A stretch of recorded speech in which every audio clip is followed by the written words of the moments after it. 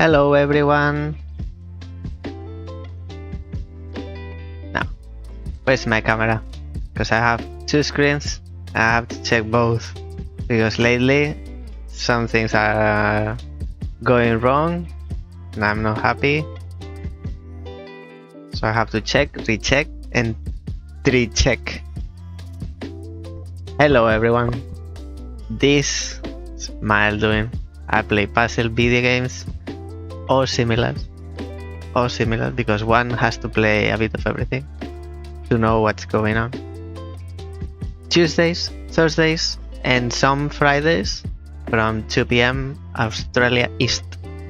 And today we are playing the Banner Saga, which suddenly the story is progressing very fast, and because from the beginning until last day, which was chapter 5 or the end of chapter 4, I was complaining like, oh, nothing's going on in this game. It's like from the beginning nothing actually happened, and on that same day everything happened all at once apparently, and the story developed suddenly so much. So today it's I know another exciting day, because we are close to the end, and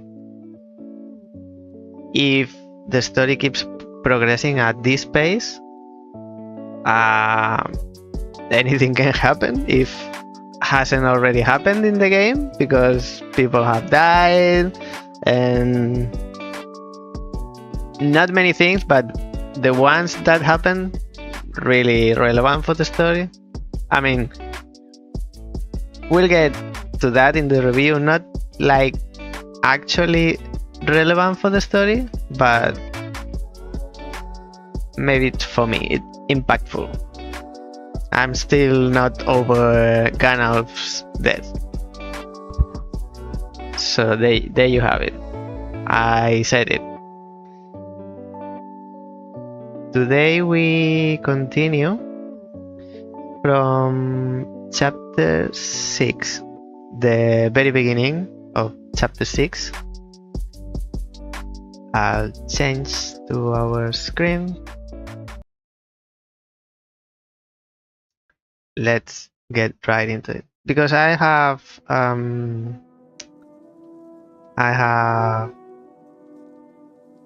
previously on live stream diaries, I have some things, but we'll get to that.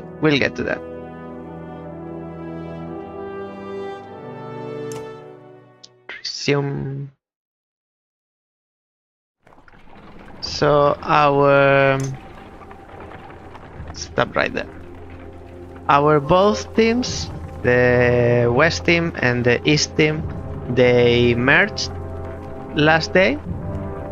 They merged and they mixed up and then they split, and now are kind of separated, but not exactly as they were before. Like they mixed, and from there some characters have been left behind. Not left behind, they were left in the city because they are protecting this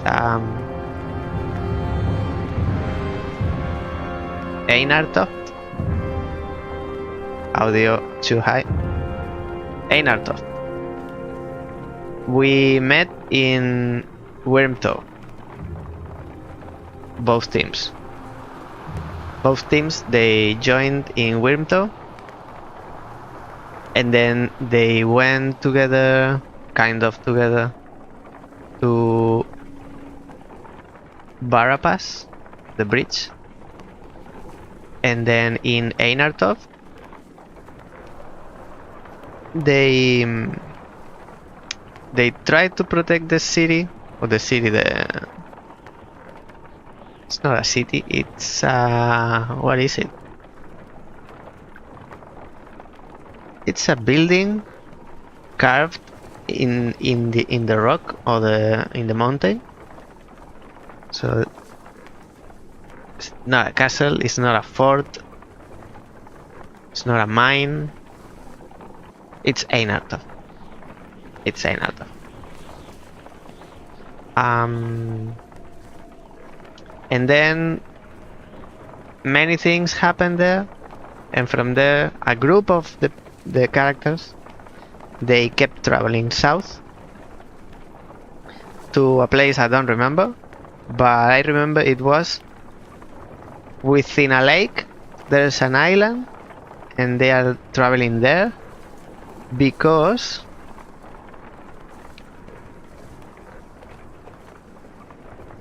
Avin is the mender. Mender equal mage, magician. Avin has had a vision, a premonition, a calling, something from Juno, who is his mentor and at the same time lover. There's something there, but she was the person who was lying on the ground when we found Avin. So she was lying on the ground, but she wasn't breathing. He was. So she's talking to Avin from the beyond, and she told Avin to go to that island in the lake so they can meet. Will they? We don't know. Let's hope to find out today.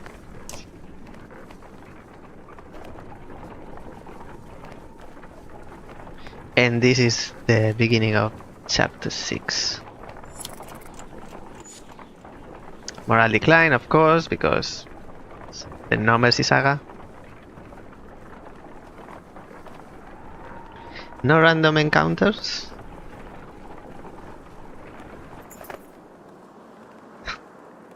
There it is. Why?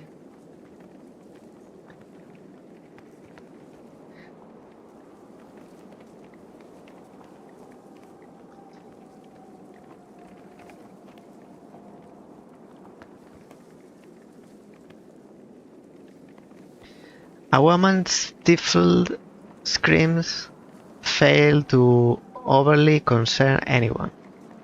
It was only a matter of time before the expectant mother gave birth. The caravan is simply excited by this first sign of new life since the trip began. Call for a day of rest and celebration. Congratulate the new parents privately. Offer the family extra rations as a gift. Do nothing special, allowing the mother and child some peace. If we rest, we will fight. We've been playing this game for a while. Tell me if I'm wrong. If we rest, we will fight someone. Congratulate the new parents privately. If we offer the family extra rations, there will be envy and moral decline. 120% sure. Do nothing special, allowing the mother and child some peace. So between 2 and 4, I don't know. But I'm not inclined to do 4 because, like, oh, whatever. And for them, it's something special. So congratulate the new parents privately. You discreetly make your way to the family's tent amidst cheerful clansmen. You give your most heartfelt congratulations to the parents, telling them how strong the young boy looks. The mother cries and the father thanks you repeatedly.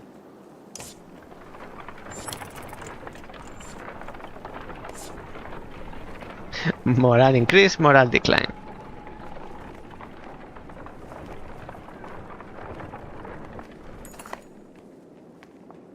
As you're nodding off to sleep, shouts of "Fire!" pull you back to attention.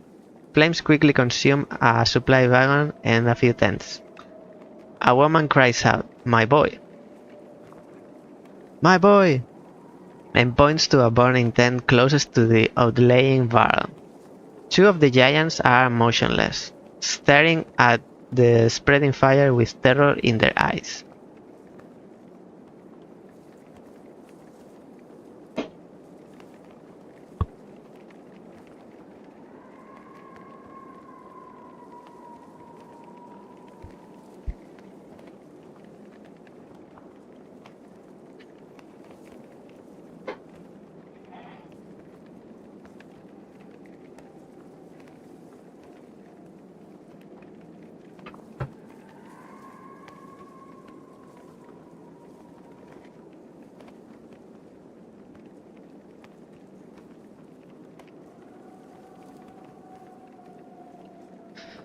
So command the Varl to help, organize the peasants to put out the fire, go in after the boy yourself,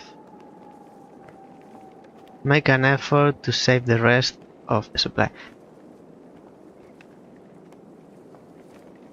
This reminds me of Gandalf, like command the Varl to help, organize the peasants to put out the fires, or do it yourself. This is exactly the ABC of how to die in the Banner Saga. Make an effort to save the rest of the supplies. Let me read it again.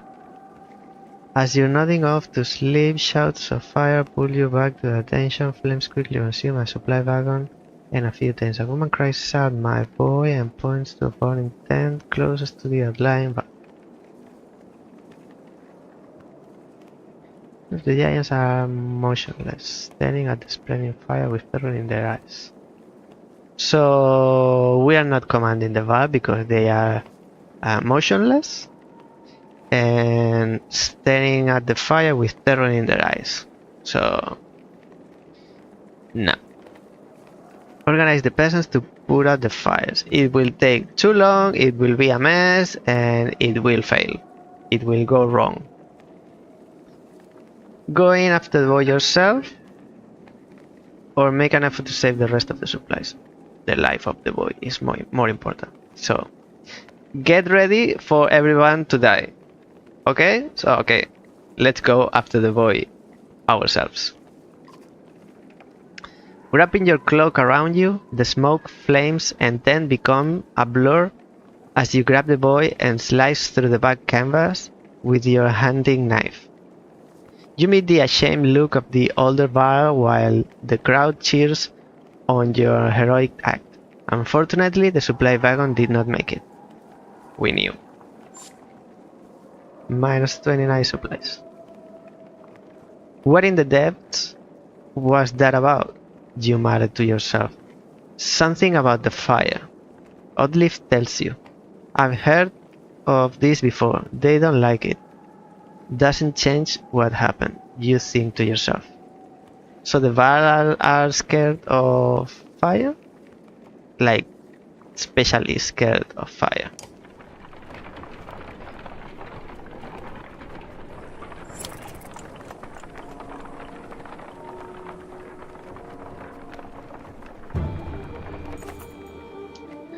They're dying because I don't have supplies.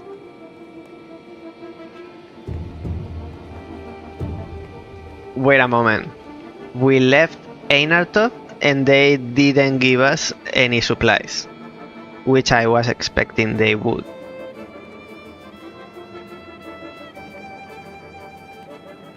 So we didn't get...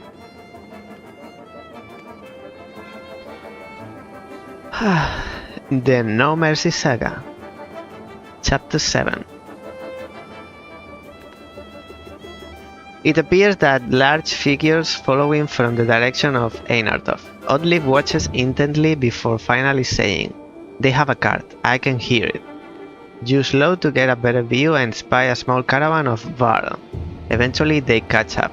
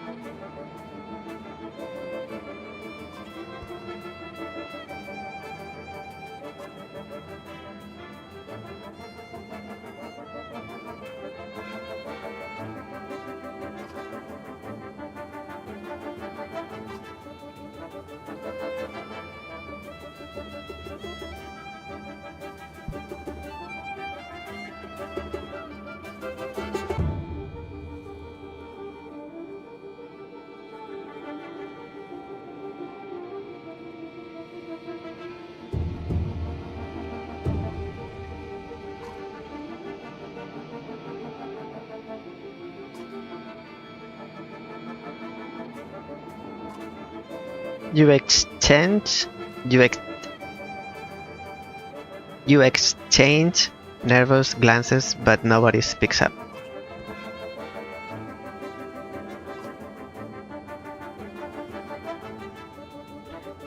Did he have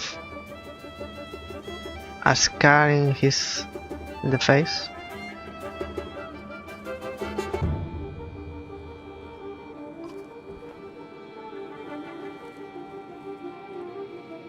Sigerholm. That's where we are heading.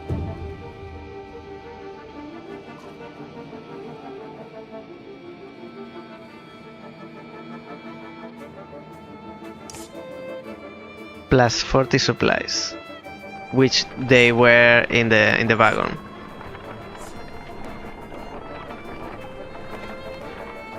$20 supplies that last for 5 days.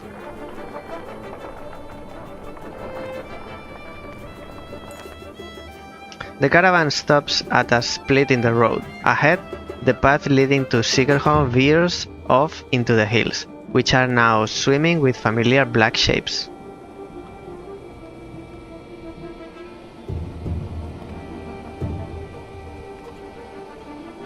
Dredge that way too, grimaces Avin. The summer path leads straight to Sigerholm, while taking the main road will add several days. They are every way by now, replies Ubin. I suggest we go around past Hawkstorp. Send scouts to see how dangerous the summer path looks. Start cutting a path through the dredge. Go around past Hawkstorp. So if we go straight, it takes less days, but we have to fight.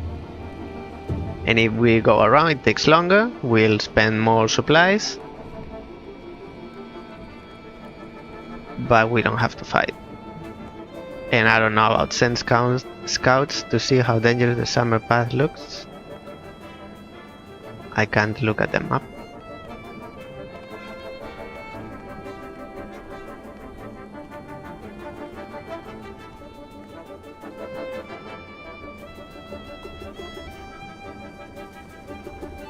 I have a map of my own.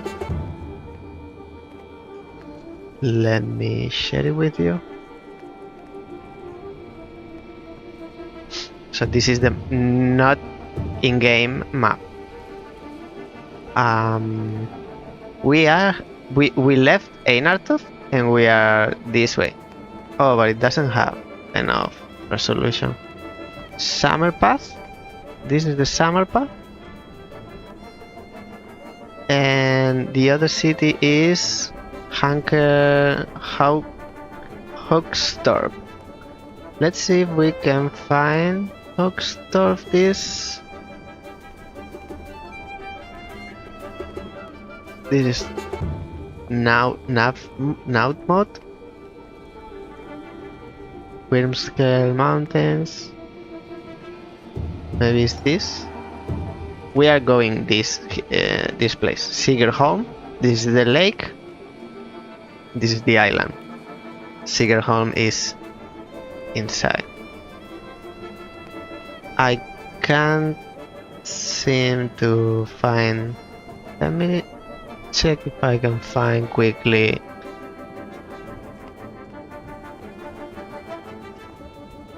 Another one with better resolution.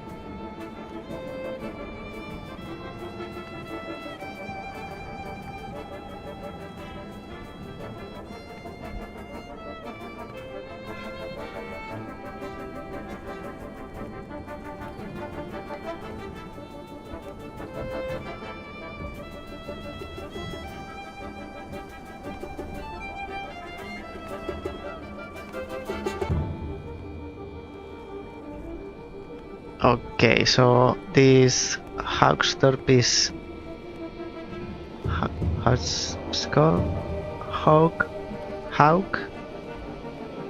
Hogstorp is this Hogstorp. What I don't understand is if we come this way and they went around. They can't cross here because we demolished the bridge, so they can't cross Barra Pass, so they went around. But if they come from Summer Path, how is it possible that we go this way? I'm missing something. They come this way. It can be that we go this way, which is longer than going this way.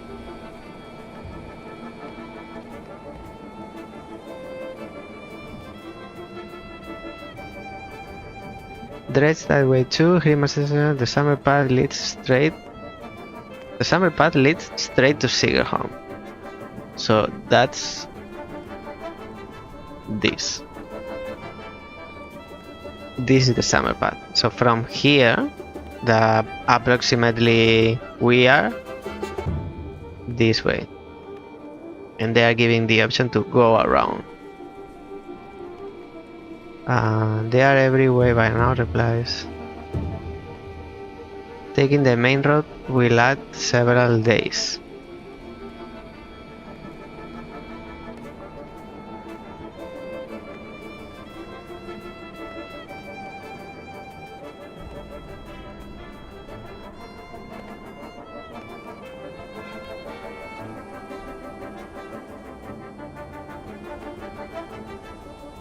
So this is this way is the main path, as they call it. But there's a shortcut, which is the summer path.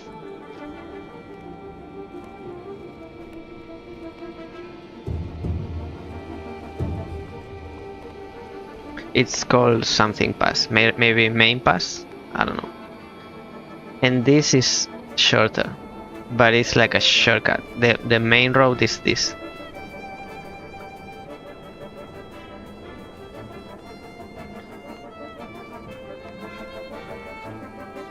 Okay, so I get that they are here, somewhere around here, and instead of crossing we can avoid them. That's what I'm understanding. But there's a conflict in the story. While they went around Einartoft, but at the same time they are here, now here.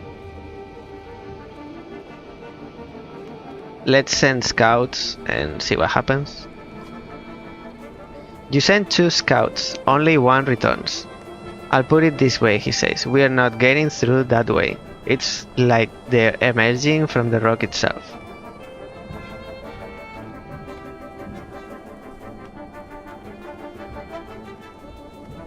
Take the main road past Hoaxdorf.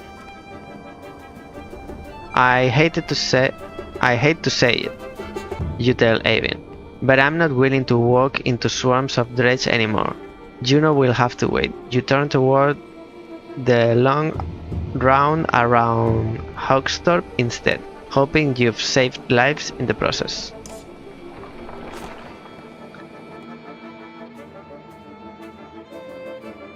Let me check the actual map.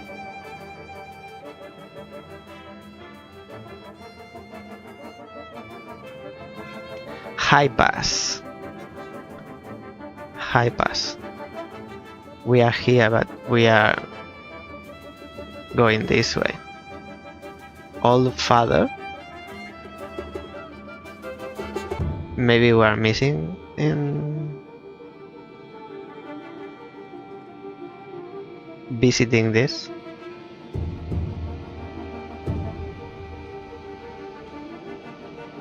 Hoaxdorf. From atop a high hill, Hoaxdorf is named for the many hawks that circle past the tall pines and the loft they sit in that lets them see down into the valley towards Bordsgard. The town has never had many residents, but has been steadily growing since helping to construct the High Pass.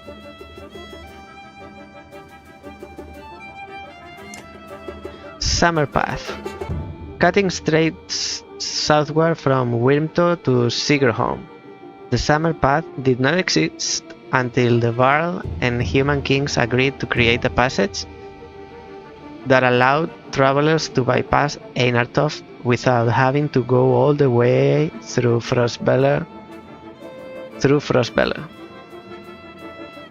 which is Frostbeller is here. So instead of going this way and all the way to the street, the Summer Path is so named because the weather is rarely clear enough to travel past Old Father in the winter. Old Father is this mountain. A solitary mountain peak that stands noticeably apart from the Wyrmscale range, weathered and topped with snow year-round, so that it resembles an elderly sentinel watching over the border of Setterland and Stromland.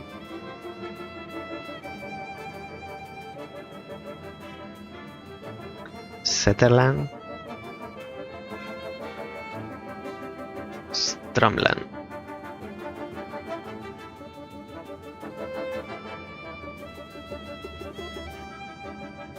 High Pass. This is where we are heading, where we are going through. A reluctantly formed road once travelers discovered that the Summer Path would often be completely blocked in the winter. It takes travelers the long way around Hoaxdorf, which has been good for Hoaxdorf's economy and nobody else.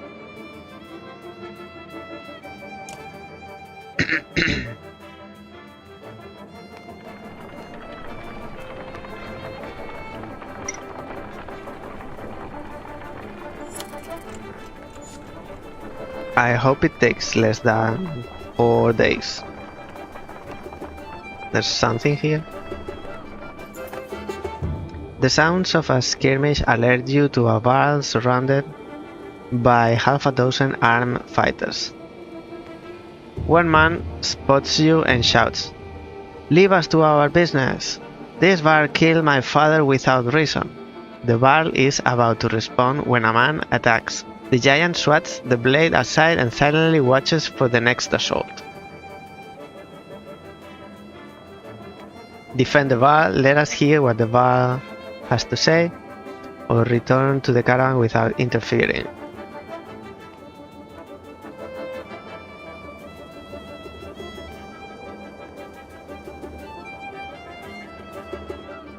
Let us hear what the Val has to say.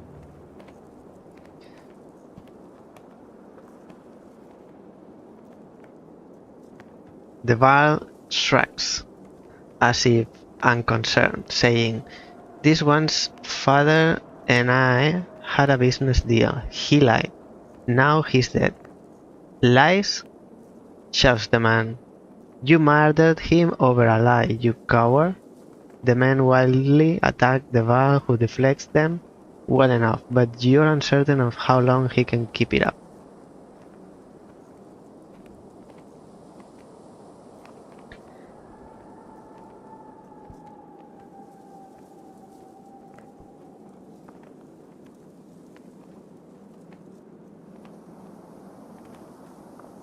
Let them settle their own dispute. I don't think it's enough. I mean, is something enough to kill someone else? So I can't defend the Val, so the only other option is let them settle their own dispute. You quickly decide this minor scuffle between man and Val is not worth the caravan's precious time, and none of your business. Besides, your warriors return with you, some more reluctantly than others. Morale improve and +5 renown. Morale decline.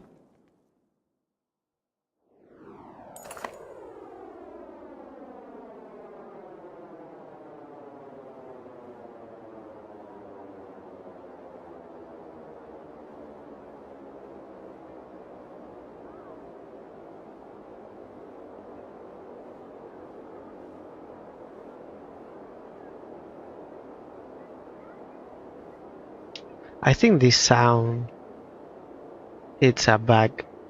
It's not right. It's like corrupted file or something. Because it doesn't sound like background music or anything. It sounds like the file is damaged. It's like a distortion. You enter a village of miners who want to know what has been happening recently between the rumblings of the quake and sightings of dredge in the distance. As you look around, you see a lot of elderly and children, and know that these people will only be more mouths to feed. Encourage them to join you. Let them make their own decision. Don't expand the caravan further. I will encourage them to join you, so to join me, because they don't know what's happening.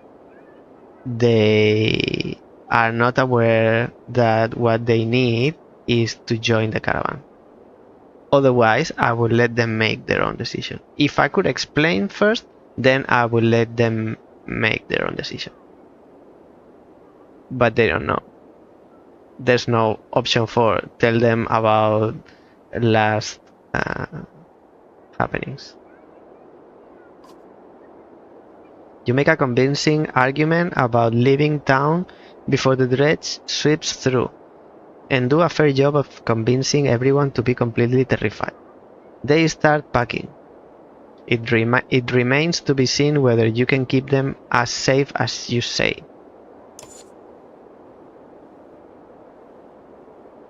And I have injured.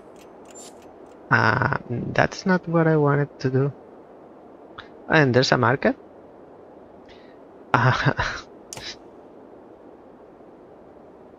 1-6, that's pretty good.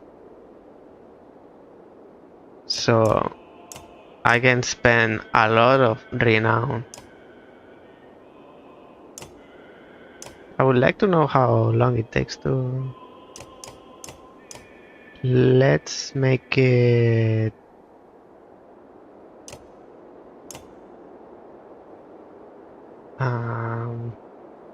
how many days? Like 15? The maximum is 84. So that's 12. How much renown is that? 14.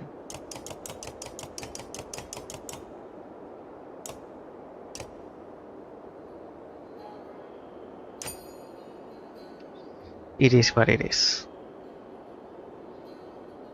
Now we have 30. This protects from death. Strength over 1.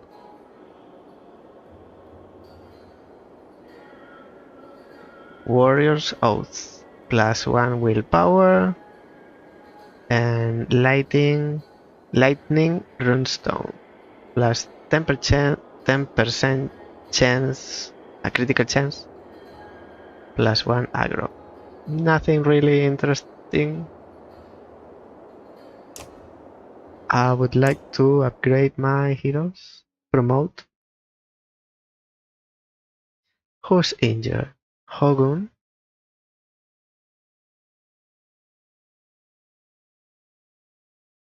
I'm not spending 1 day to heal Hogun. Well, maybe that we now have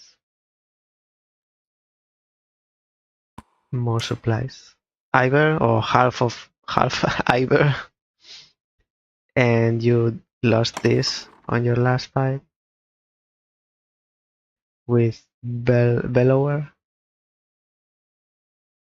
Avin, you need to be somewhere around here. Krumer. And I'll get Mogun instead of Hogun.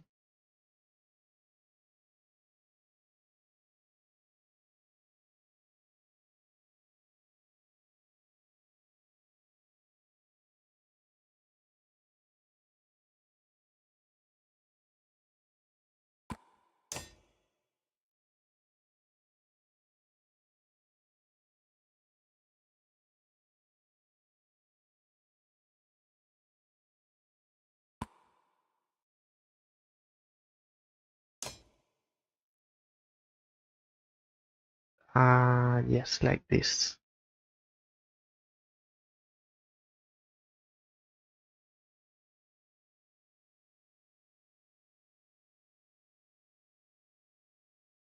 And I can promote so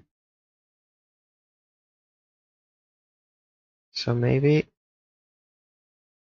level 5 is the maximum.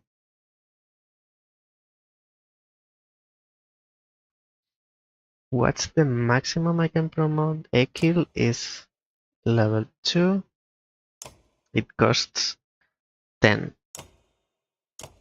Then Alet, for example, costs 15. Okay, so 2 is 10 and 3 is 15. And 4, I believe, is 20. This unit has points available to spend on improving stats. Activate the one of the plus. Why do you have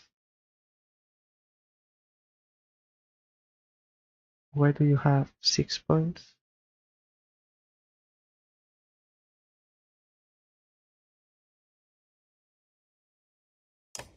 And I forgot your abilities. Battery and RAM, that hasn't changed.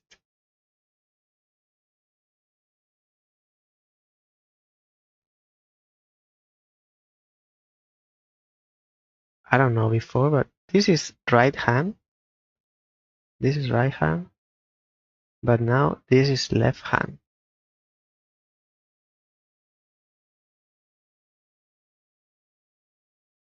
So you do break damage with your ability. And heavy impact. This is the bouncing damage. Ouch.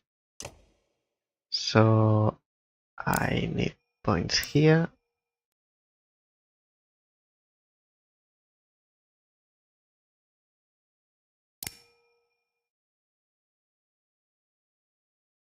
What's your rank? Rank 2. We'll wait. I don't need rank 2, rank 3 until you are 3 here. No need for this because you do it with your ability.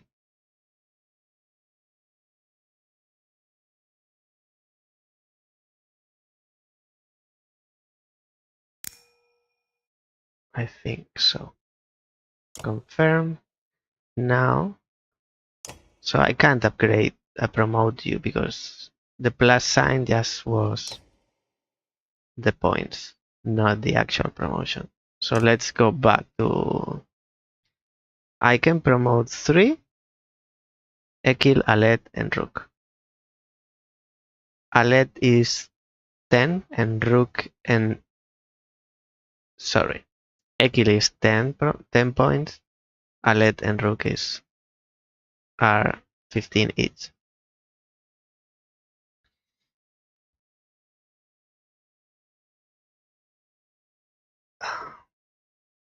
I think I'll go for Alet and Rook.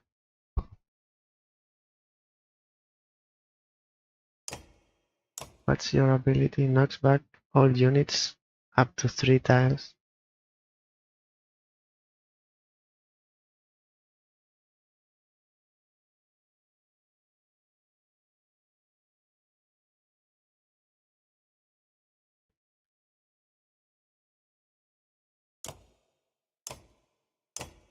What do you get? You are rank 2 plus 2 break damage.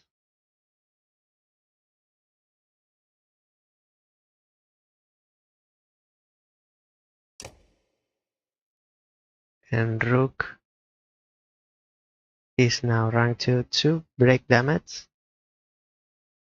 Auto attack, yeah. So 2 break damage, and this is 3 break damage. I'm using Mark Prey more than Thread the Needle. So I have to upgrade one of these plus Ekil or one of these plus the other one. So between these two, I'll promote Rook because I use it more and the ability is not upgrading. Rank 3, but the ability is rank 2. 15 renown. Then I need this. He's rank 2 in rank 4 hunter, but rank 2 in Mark Prey. So I can only use 2 willpower. No need for the third.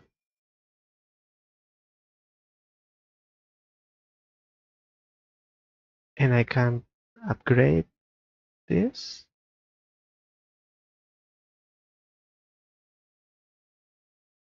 Maybe I have to rest to recover the other points here.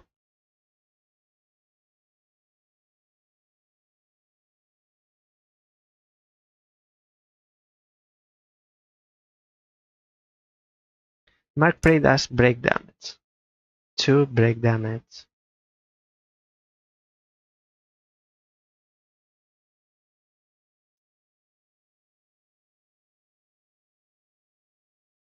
But doesn't do strength damage.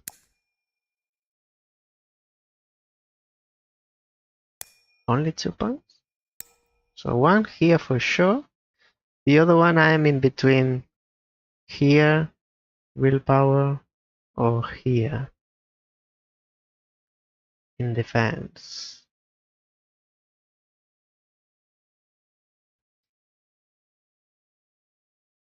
I guess here. Confirm. And now I got 15 left for either Ekil or Alet, and I think this is more useful because it improves the ability. And because the ability has been improved, now I need to be able to use one more willpower. So I need one of these. And there's another point that will go normal strength damage plus 1 damage. So it's all damage. So you need damage, strength damage. So one here and one here. Fair. That's it. Now you need 4 kills. And Rook can upgrade and promote again. He's 18. That costs 20 to get to rank 3. That's costly. That's a bit costly.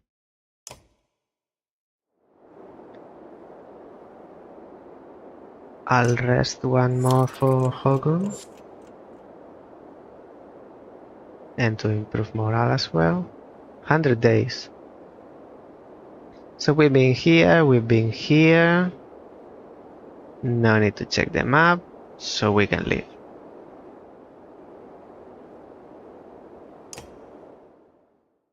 Actually, I have my map in this screen, so I can check anytime.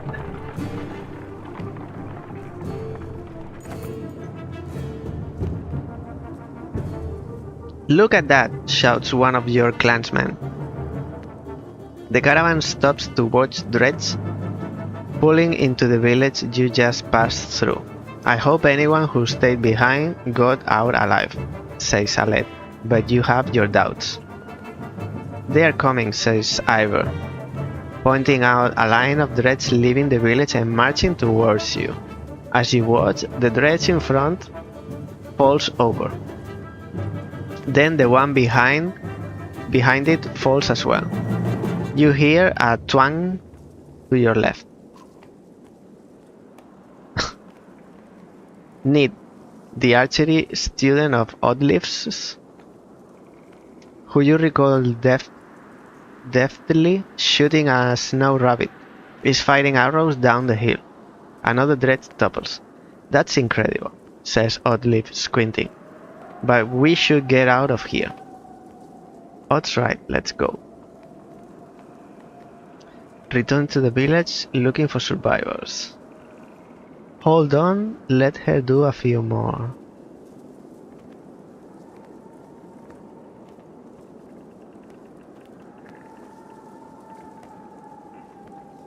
If we return to the village looking for survivors, we will fight. Hold on, let her do a few more.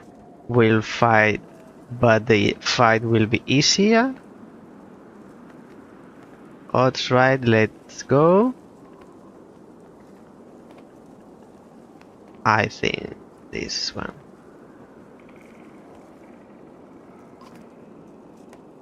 But why don't you come with us next time you want to try out that bow? You tell Nid, who nods, a smile on her face. Nid. I need you on my team.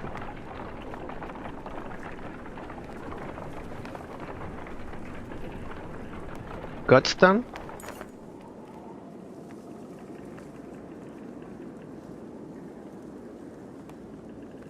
Godstone?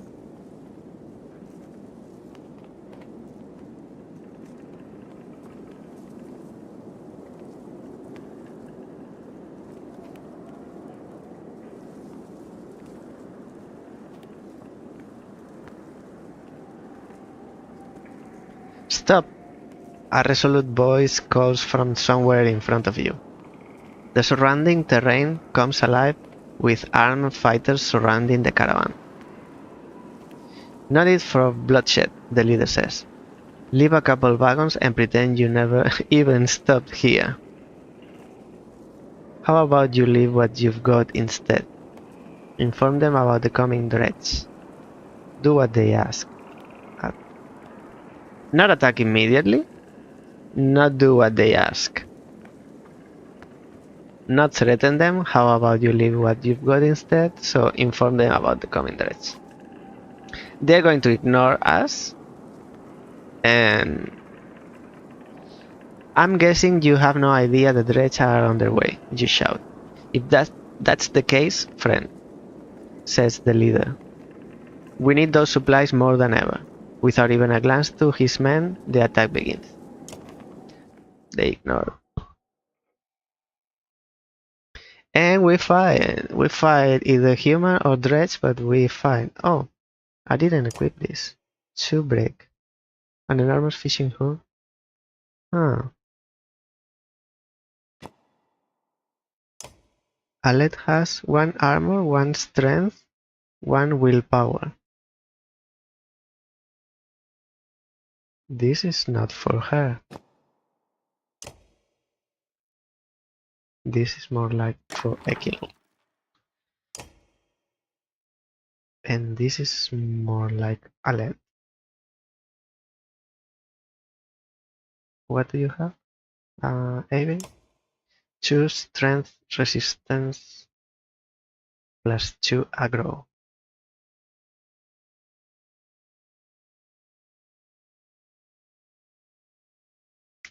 Didn't I ever have this what's called when you attack battery does armor break damage and adds 1 more break damage to the target for each unit they pass through?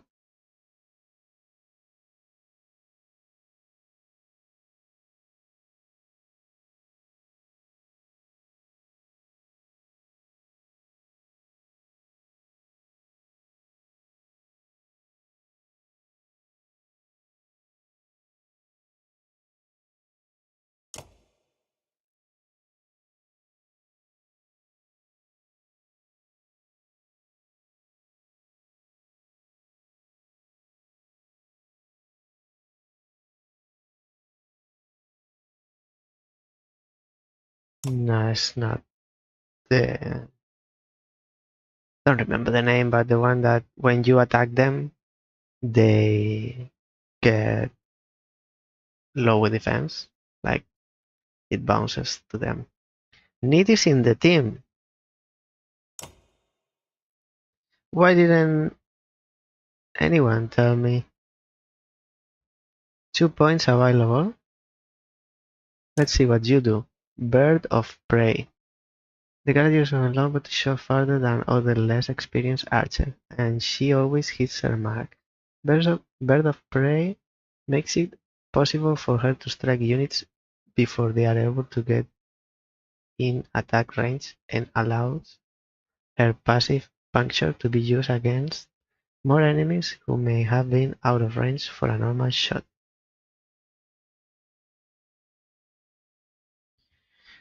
Let me read it again.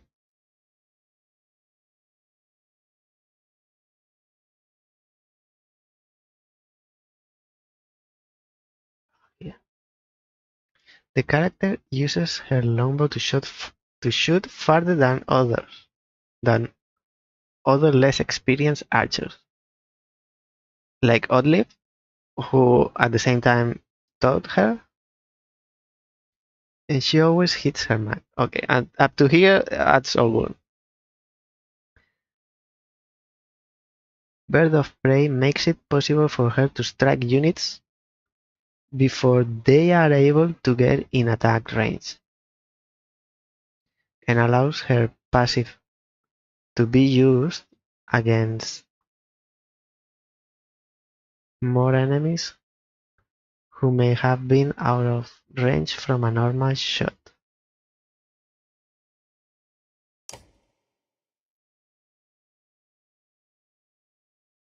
This is like a let's. So you attack long from farther.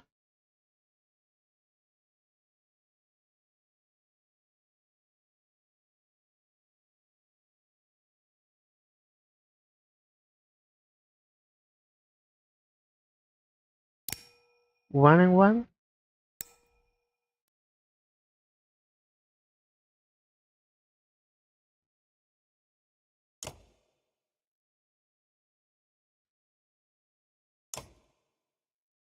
Would I change you for anyone here? No. Maybe Mogun seems like the least useful. But it's level 3. 11, 11, 5, 2, 1, 7, 7, 7, 1, 2. No. 2 break.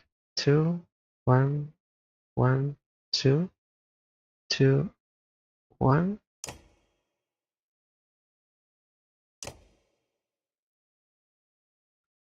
So in other words, what do you have? 15% dodge, strength. This is for Alet. Plus 2 break is for Rook. Yes. And now I'm ready. Yes.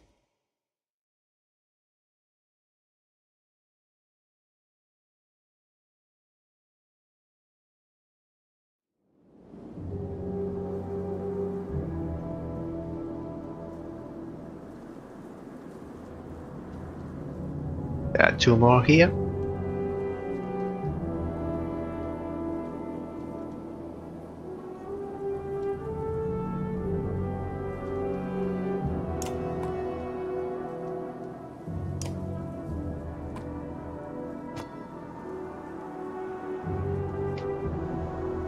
I can't see their range.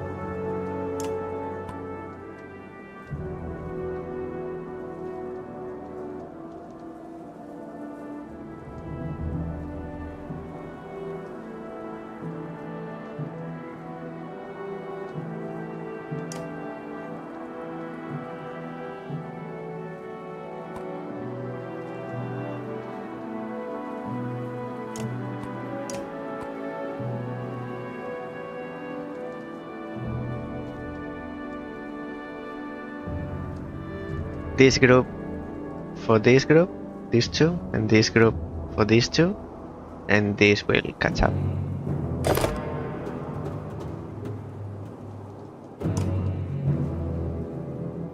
Move here.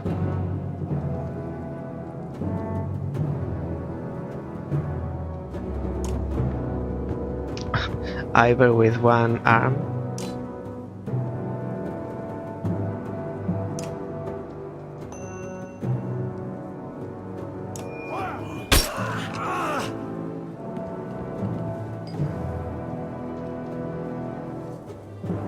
This is a kill.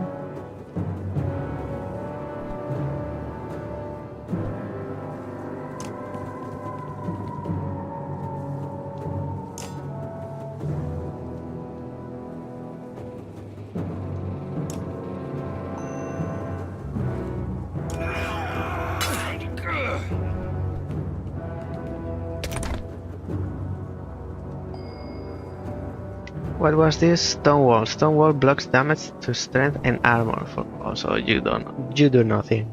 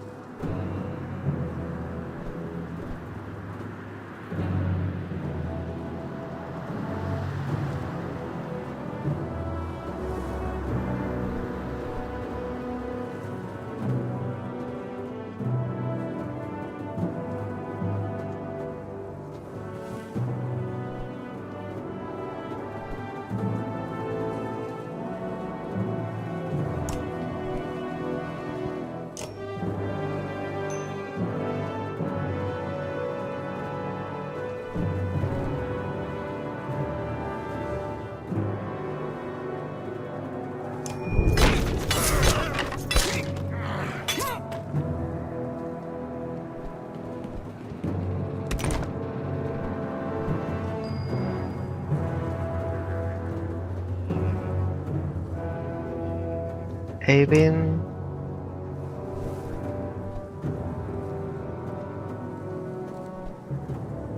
Avin can attack Yeah, like normal.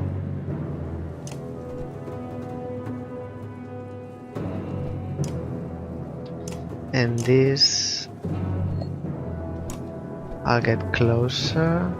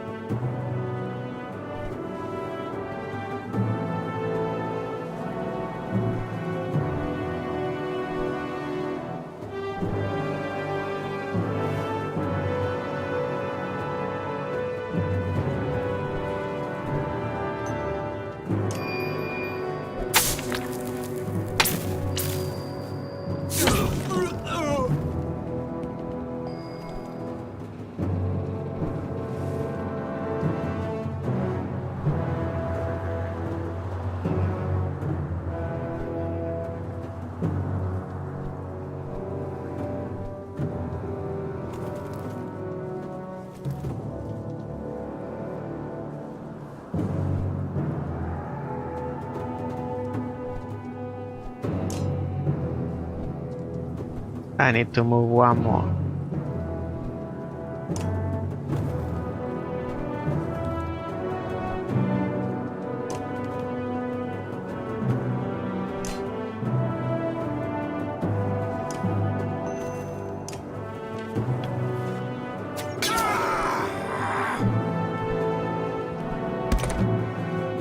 I don't know what they are playing, but they are not attacking for some reason.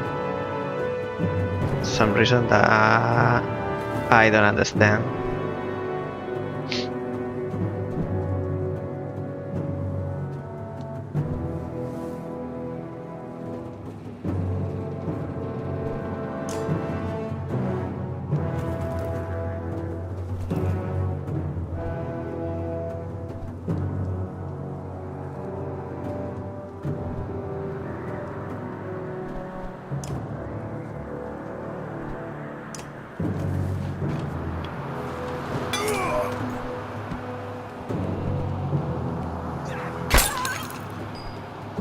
First attack.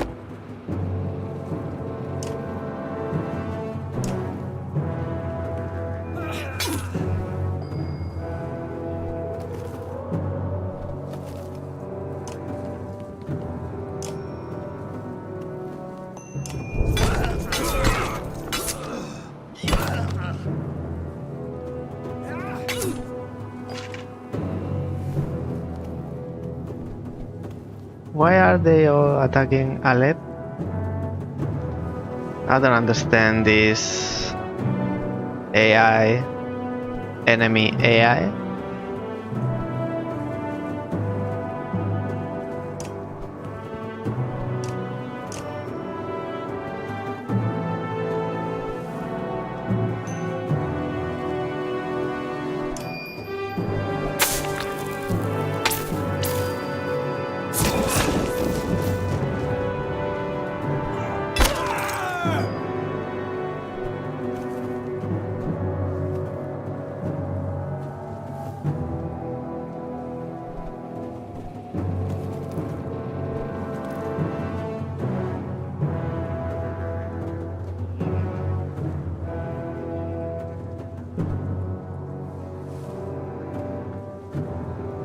So I could kill this one.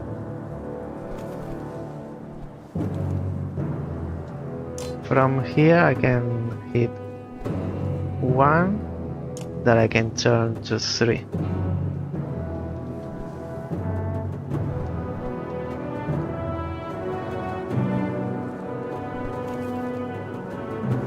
using willpower, but I can use Mark Prey on this one.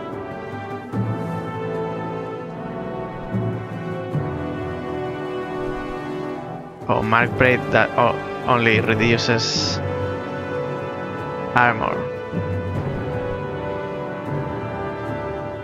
What if I get close?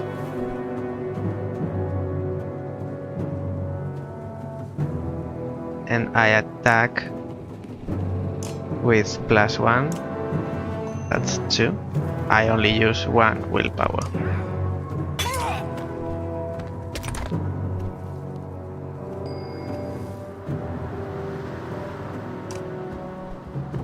And normal attack to you, +1, that's 3.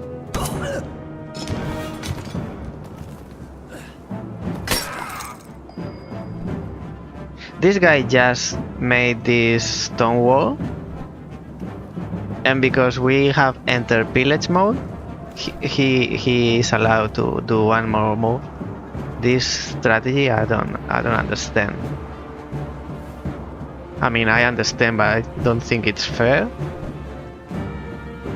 And now I have all my 5 characters. If it wasn't his turn, he shouldn't act.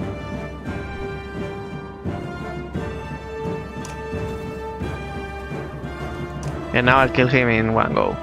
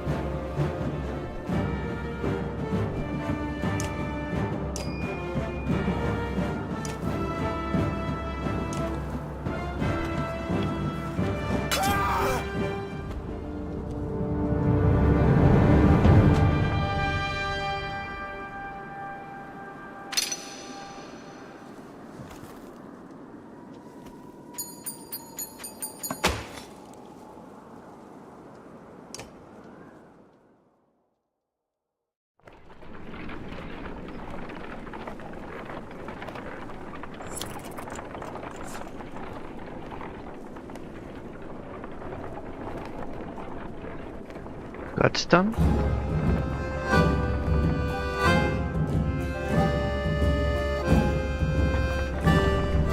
Oh, it's broken. Or maybe it's not broken. You have to align. That's strange.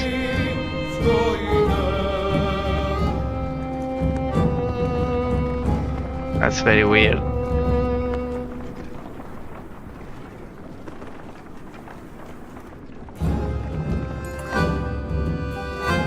The Godstone of Dunder passes around you.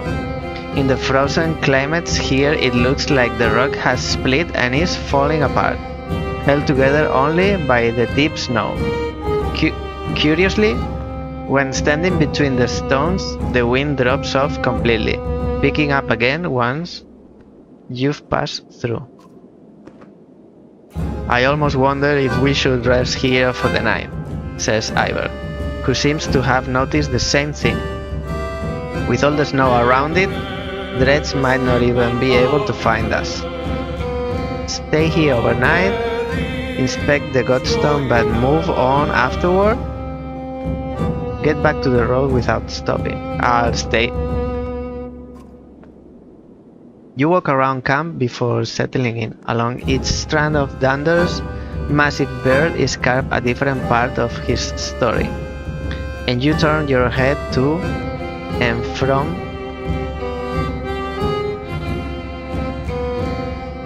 to read it.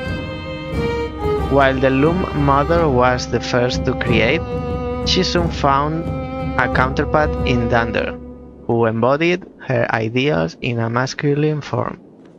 Dunder took some of her creations, gave them births, and showed them the secrets of smithing, though many remember him just as fondly for teaching them games and songs of mirth.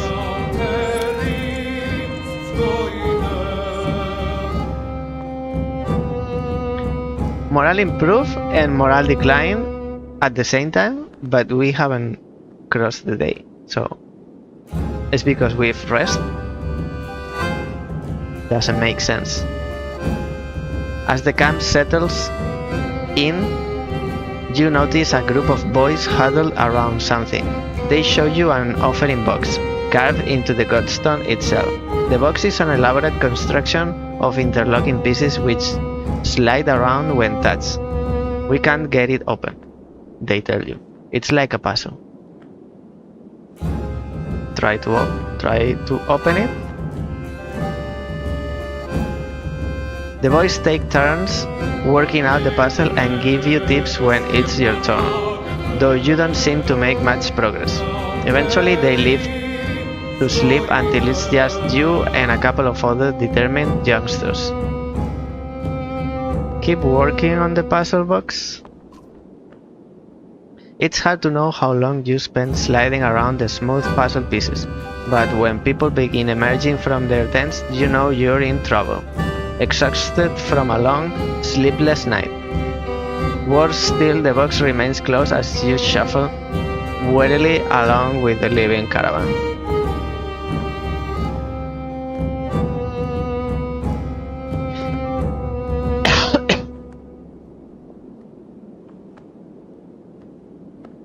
This is ridiculous.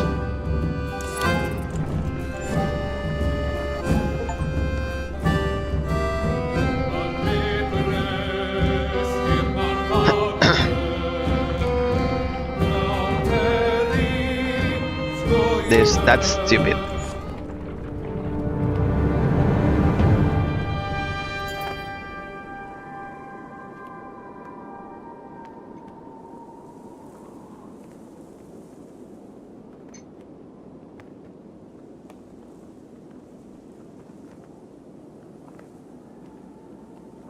So I should expect the box to be open by itself, or what?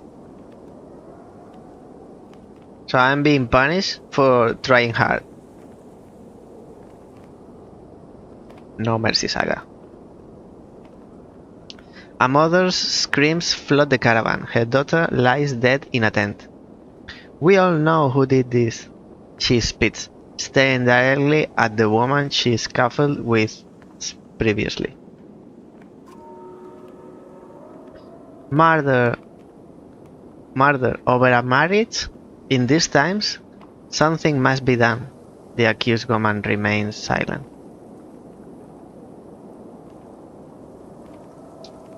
Leave it to a vote.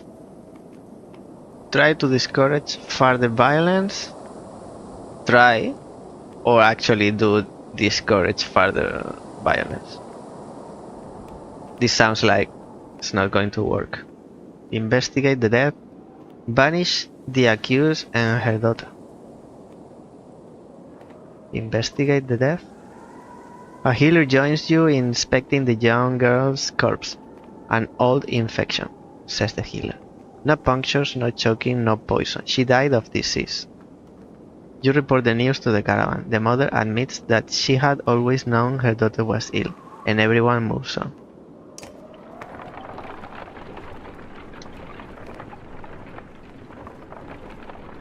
So I don't get a reward for choosing the right option.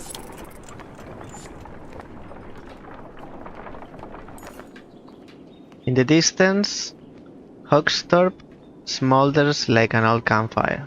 Even from here you can see black figures shambling through it. That looks like a dead town, remarks Ivor, confirming your impressions. There's usually survivors, but lives, reminds you. Check it out just in case. There's no time. Keep moving. Check it out. Whatever. At this point, I hope others would do the same for me. Dreads are nothing we haven't faced before. either grunts, but otherwise says nothing. Besides, it might throw Bellower off the scent a bit. You head a day's march out toward Huxtor.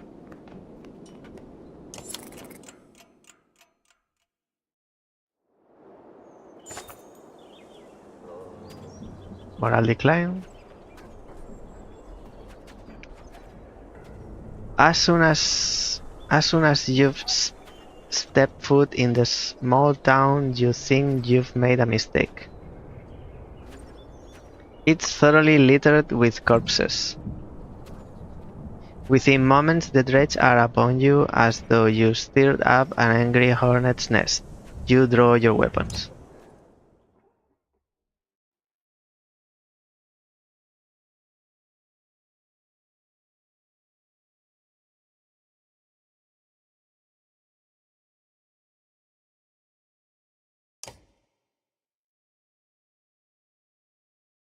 So disappointed.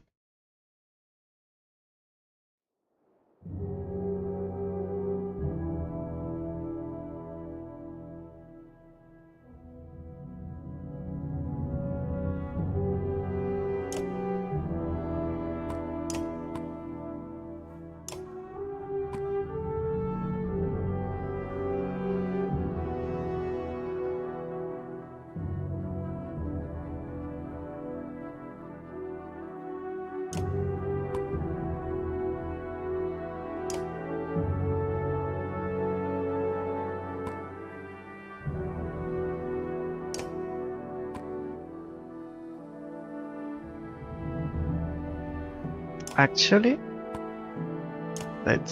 this is even better.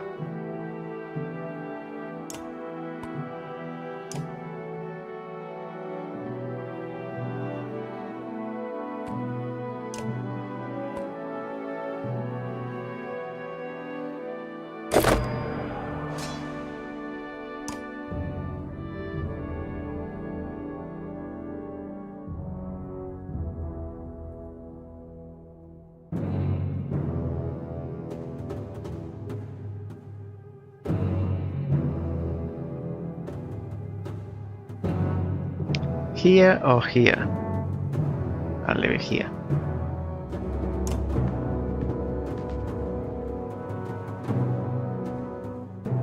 Now, battering ram knocks back up to 4 tiles for 3 break plus 1 per unit pass through. 3 break. You have 21.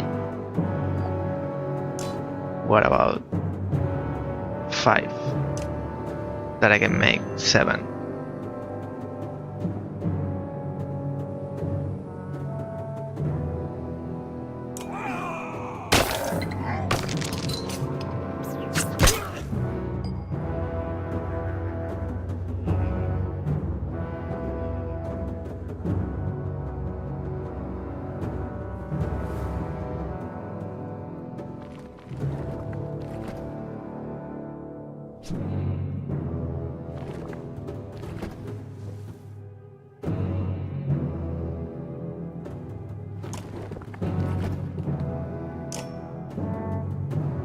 Knocks back adjacent unit up to 3 tiles, doing 1 damage per tile.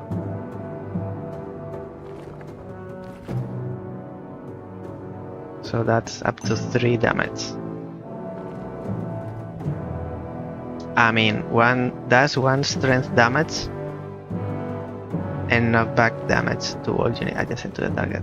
Okay, so it's 1 plus 3.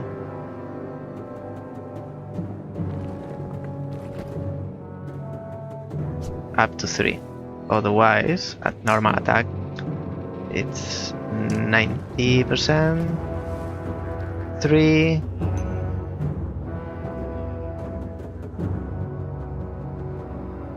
I think this is even with 90%. That's better.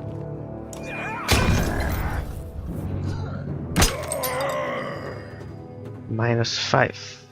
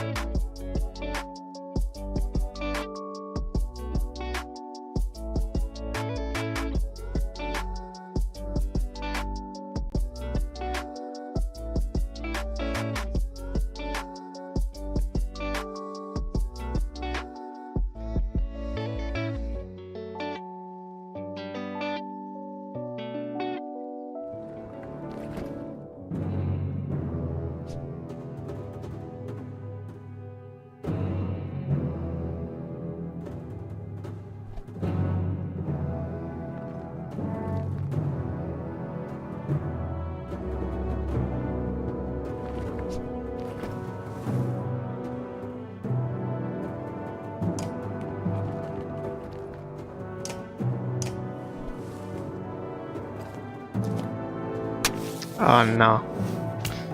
The bombs again.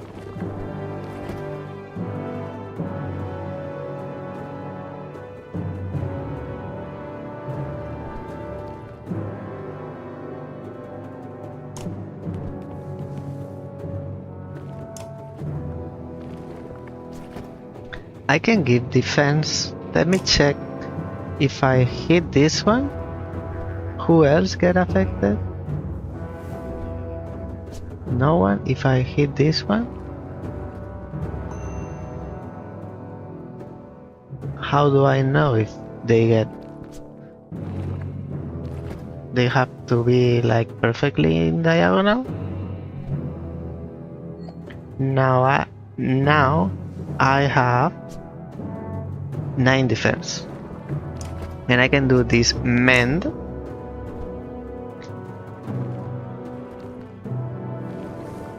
Restores armor up to half.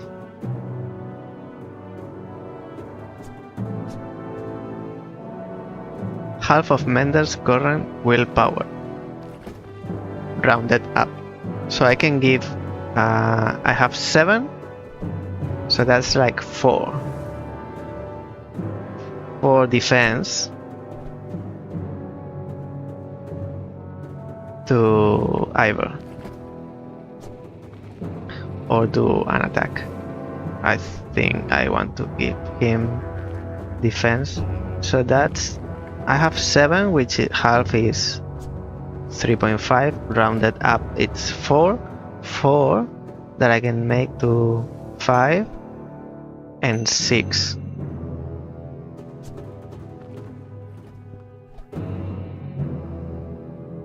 Let's do it.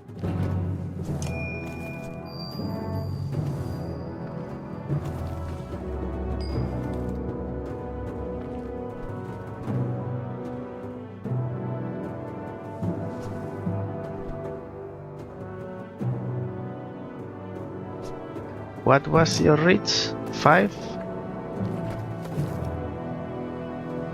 No, normal attack. 1, 2, 3, 4, 5. Same. 1, 2, 3, 4, 5. Let's place her there. She's injured.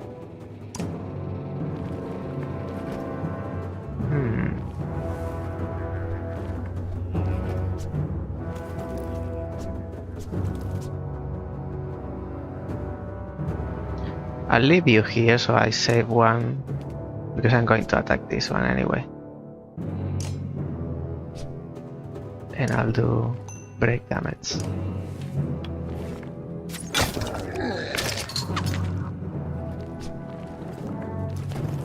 More bombs? So there's one here, another one there. Okay. Didn't reach Alet. Now I could do Mark Prey here.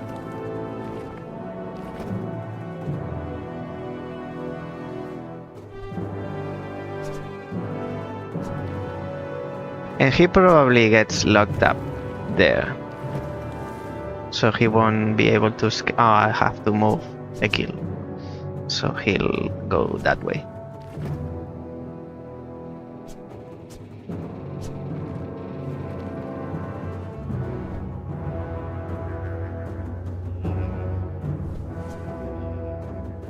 Or I can move here and attack him. Attack is just 1. Let me check. It's 6 to this one.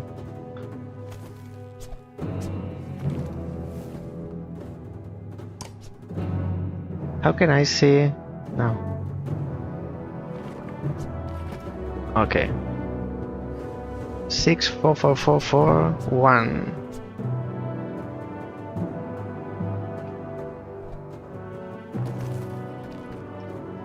What to do? What to do? 10, 9, 10, 9, 8. It's too much for 1. From here, 1. From here, 1 as well. From here, one as well.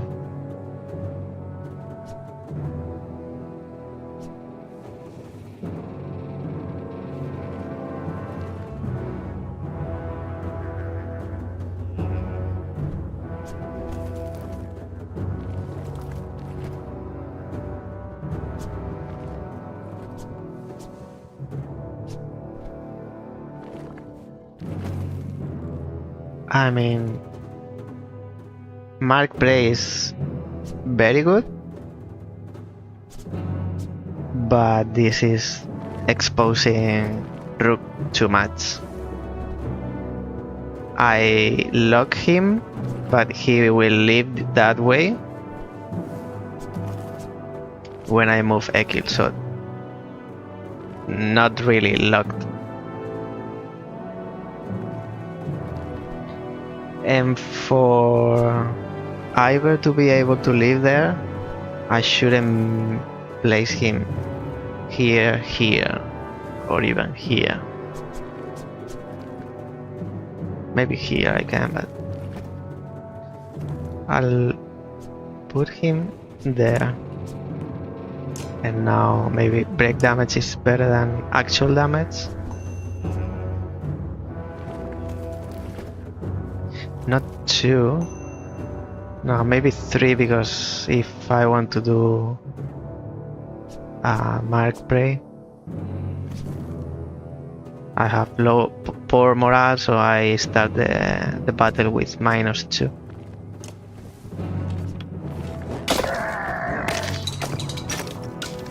Oh, that's awesome. They were in line. Now this is a problem, because now I can't leave.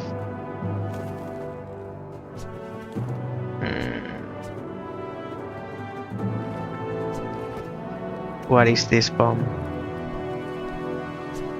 2 bombs are thrown, exploding in a 5-tile area on the next turn.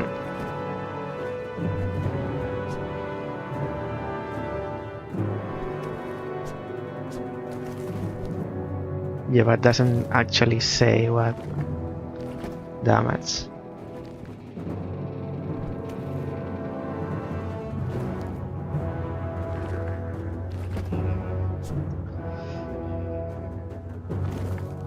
I didn't think of that.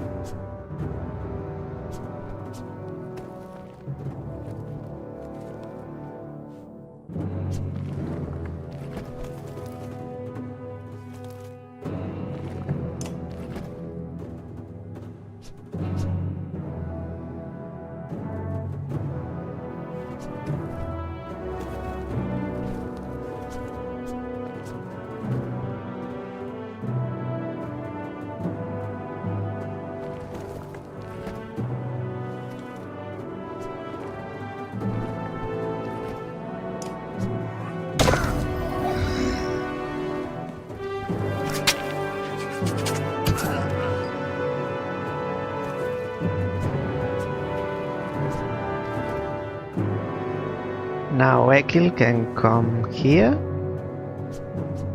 and knock these 2 back.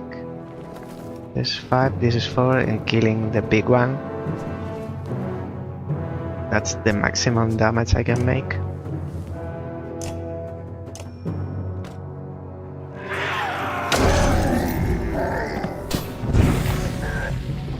That's a lot of damage. -6. Now where can I go? I can go here.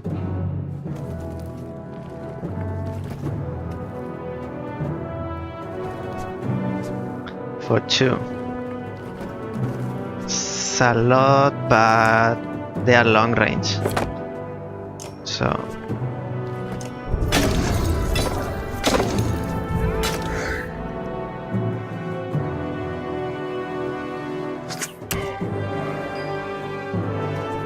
okay, now I need to help Ivor or hit these ones with the thunder. What do I do? How far is this reach from Mend? Anyone.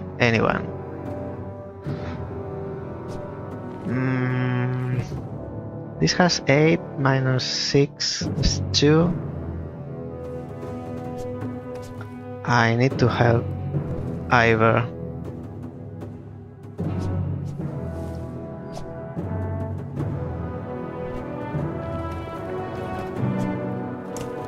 But I'll move closer to those.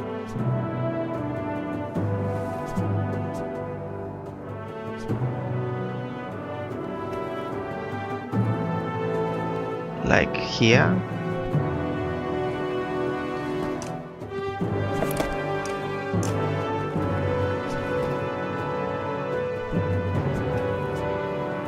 I have 4 divided by 2 is 2, 2, 3, and 4. That's 4.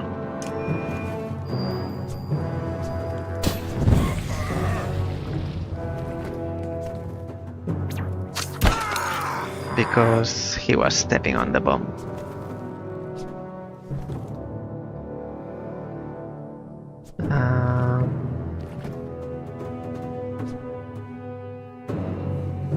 I think this is the best. I can kill this guy.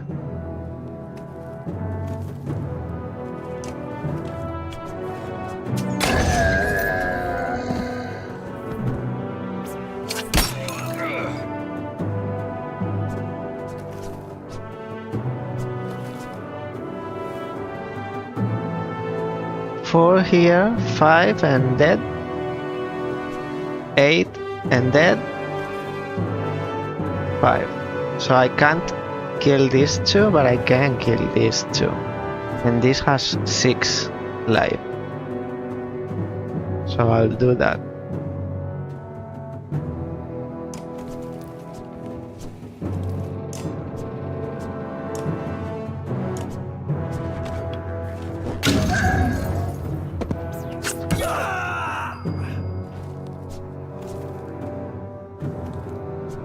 Now I can hit that one.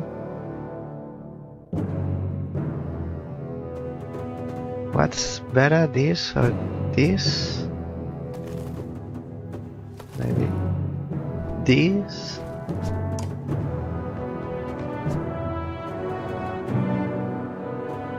Has 8 defense. I can do battering ram. Knocked back up to 4 tiles for 3 break plus 1. So it's 3 break plus 1 per unit they pass through. That's 4. What about normal? So with the ability I can do 3 and maybe 1 more. With the straight break damage is 5 guaranteed. Not much sense.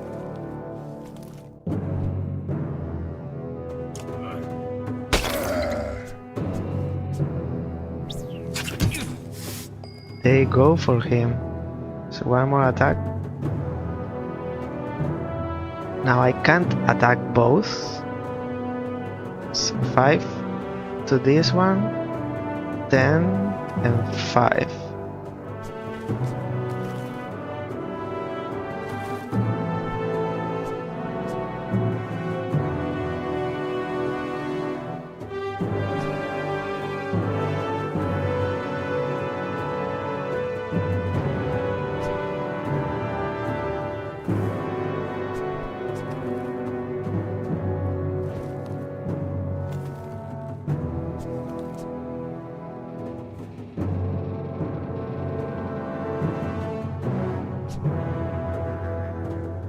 I want to protect Avin, but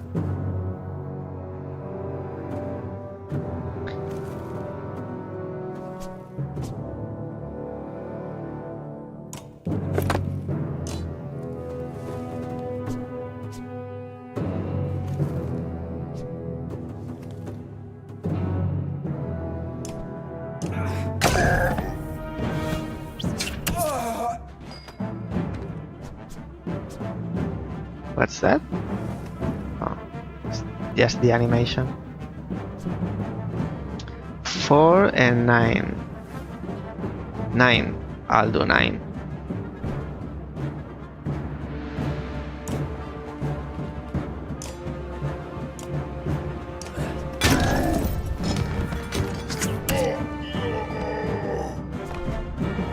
Ivor as well?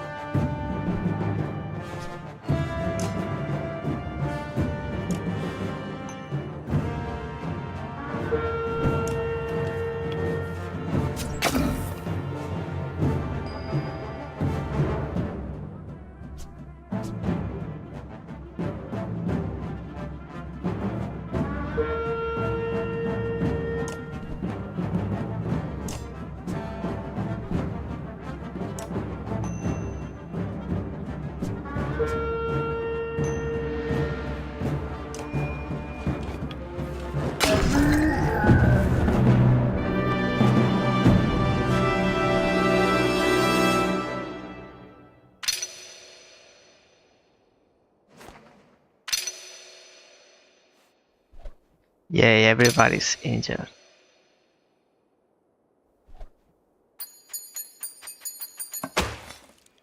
If in this town I can't buy supplies, or because now I have to rest for them and I run out of supplies. Oh, I can go to the market. This town is nothing but ghosts, and now covered in more dredged bodies too. Remarkably, as you are about to leave, you find an old man sitting quietly in a tattered market stall, with a couple items in front of him. He hums to himself as if nothing were wrong and seems to be in shock. Your clansmen gather him into the caravan before you leave. I can talk to Nip. This is first 110. 110.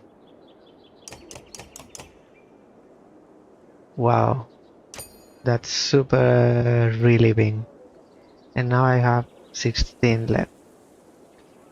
4, 3 willpower, 3 armor per rest, plus 2 aggro, plus 1 strength. And this is 3 willpower per rest.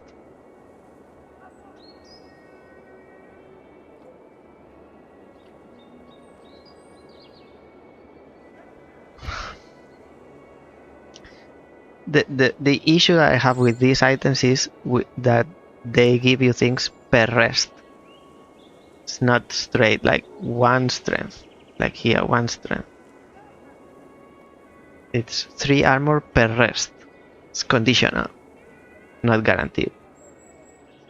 3 willpower per rest. And this is 3 willpower.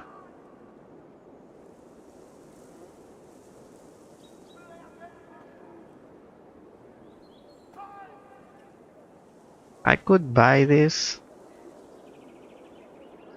plus 3 willpower, maybe for Avin, so he doesn't have to get all the damage.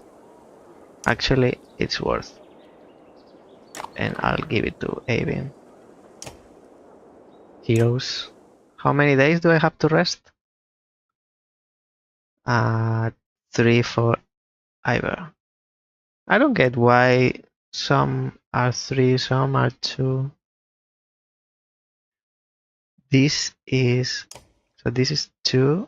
No, this is Ivan. 2 strength resistance plus 2 aggro. I don't like that. You get this much better. And now this is 2 strength resistance plus 2 aggro. If I had that ability that bounces back the damage, This is 15, 12, 11, 9, 7. It's going down. I would give it to Kramer if I was using him.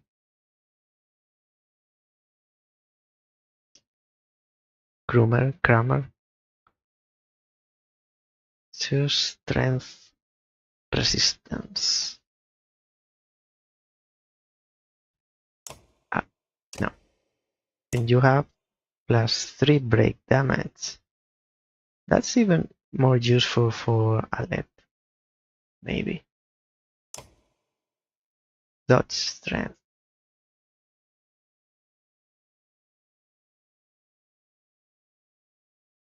But Alet is not level 4. If Alet was level 4, I would give her this belt. And then I would give Ivor to strength resistance.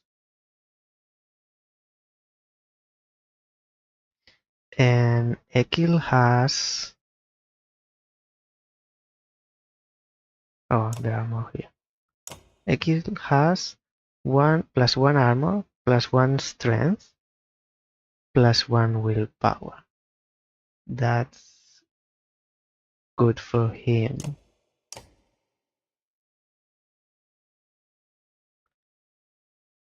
I can give it to Mogun because he's not level 5. This can only be worn by Avin. So I'll leave it there. And Alet is 3, Rook is 4, Mogun is 3, and for 3 is 15. I don't have 15. Let's rest then. 1, 2. Actually, we need to rest anyway to improve morale. And let's talk to Need.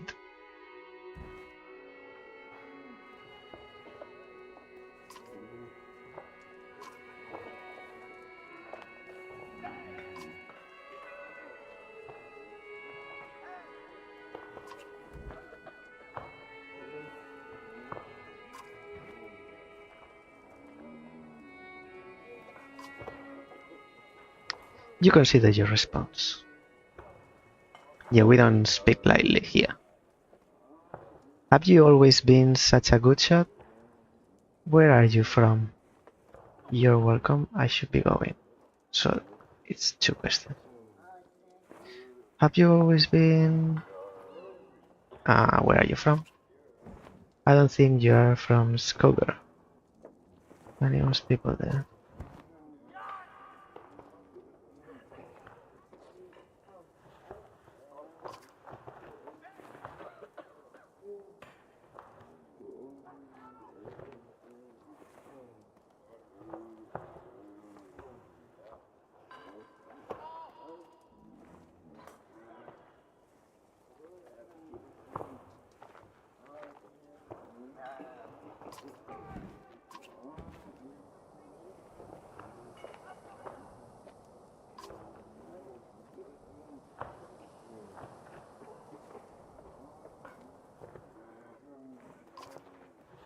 You look away momentarily, not sure what to say.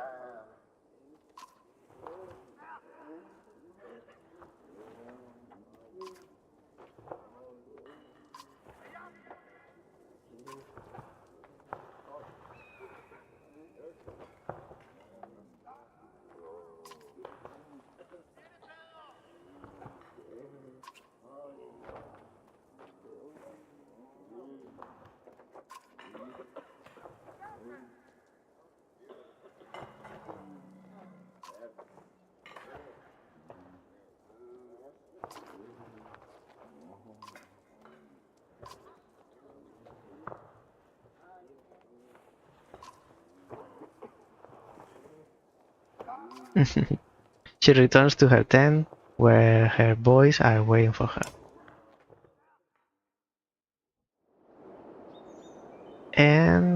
Let's check our exact position. So this is Hope something.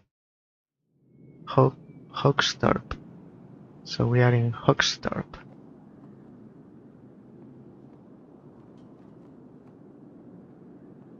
And now this bit here. Stance March. Pine Lawn.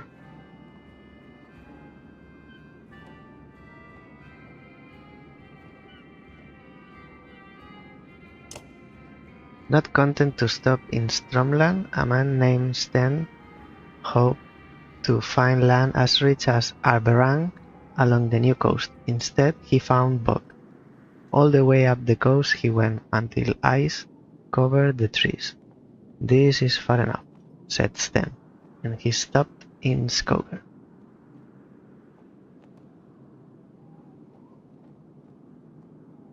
Skoger is up here.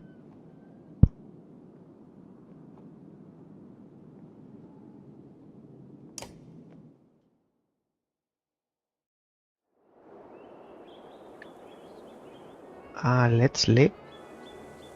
That's all we could do there. We have some supplies. Nothing's for free in this game. You have to fight to get supplies. There's something there?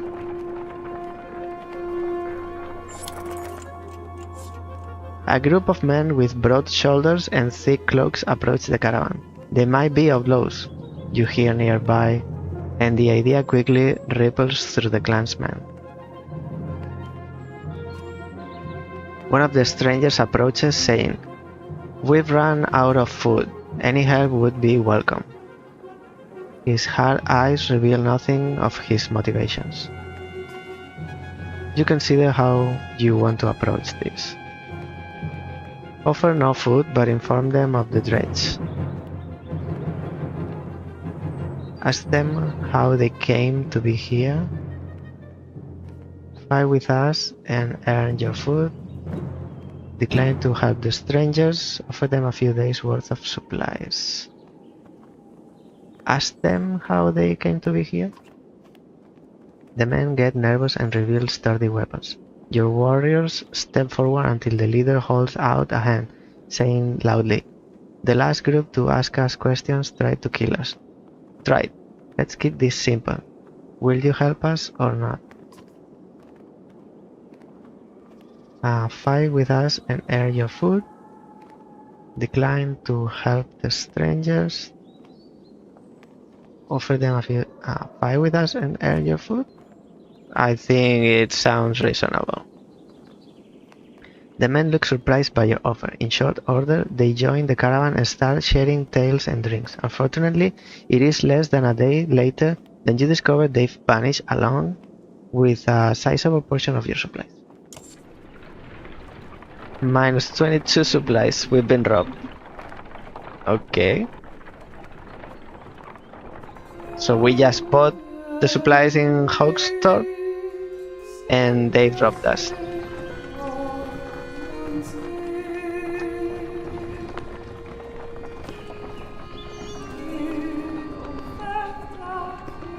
A godstone, or I should say goddess stone.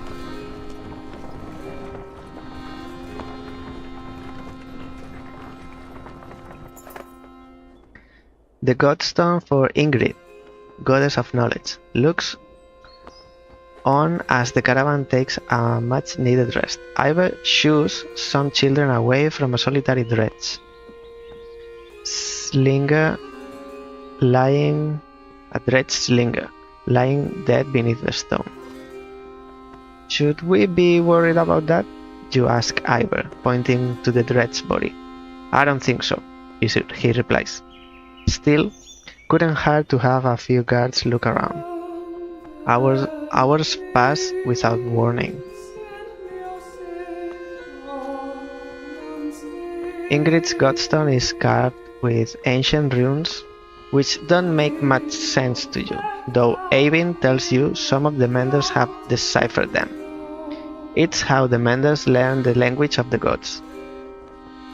Past the largest stone, a long series of slabs contain more writings all the way down the hills. The odd thing, he tells you, is that the writing occasionally changes depending on who is reading it. Usually it describes the story of the gods, but it can be about nearly any topic. Sadly, Avin doesn't know how to read it himself. Juno could, he says.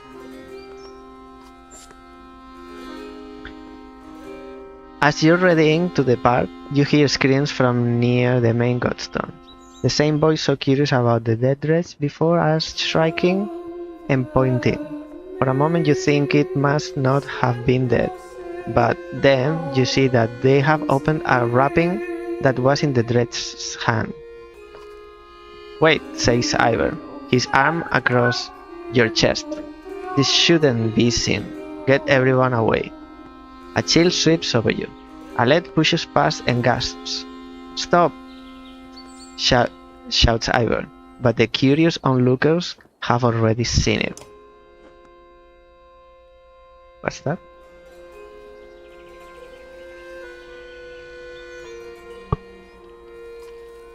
On the ground before the dead slinger is a small stony figure, its hands searching for something it can't find.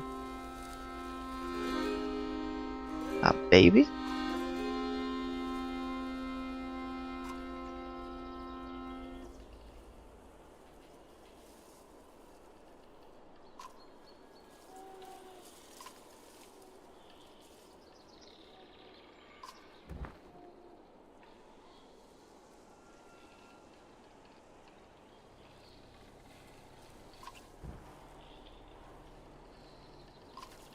Everyone stops dead in their tracks. The entire caravan is gathered around, aghast.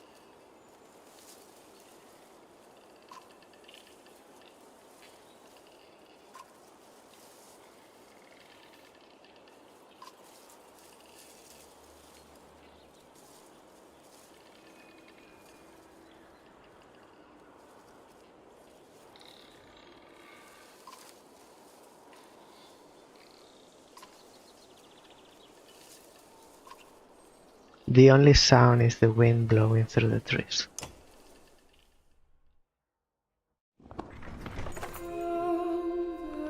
For a long time nobody says a thing until a child breaks the silence. What do we do with the baby? She asks. A lump forms in your throat, looking at the small obsidian creature squirming before you. Put it to a boat, insist on taking it with the caravan, insist on leaving it behind, stay out of this one, insist on taking it with the caravan. You argue strongly for showing mercy and humanity. Some of the women in the caravan hesitantly agree to take in the dredge infant, while others are furious about bringing it along. Not long afterward, one of the women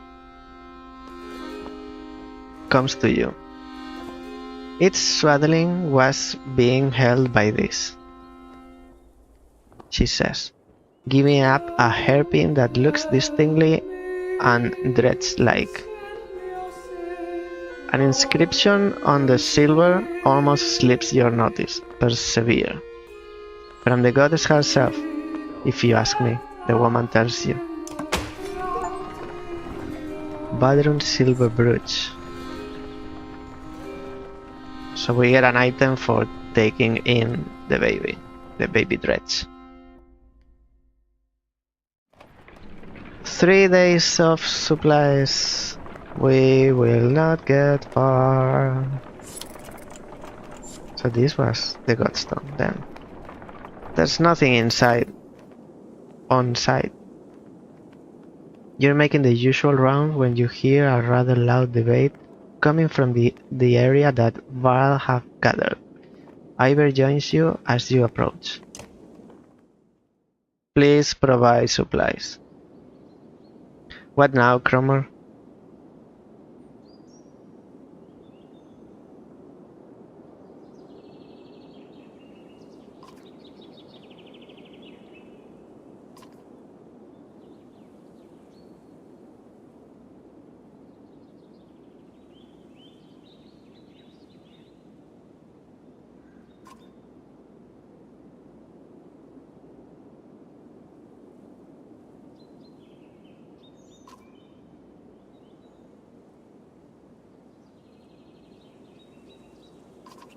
Oh, too fast.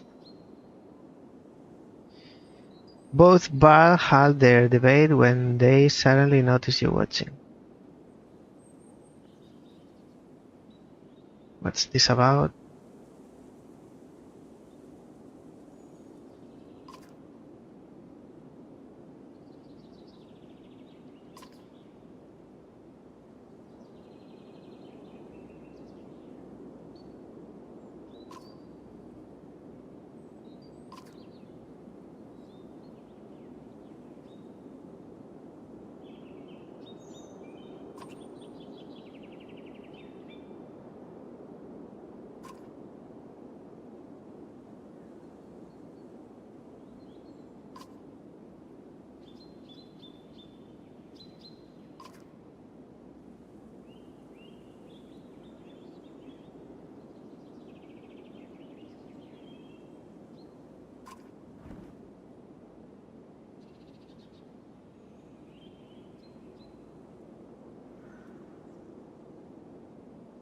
All rivalry you've got here.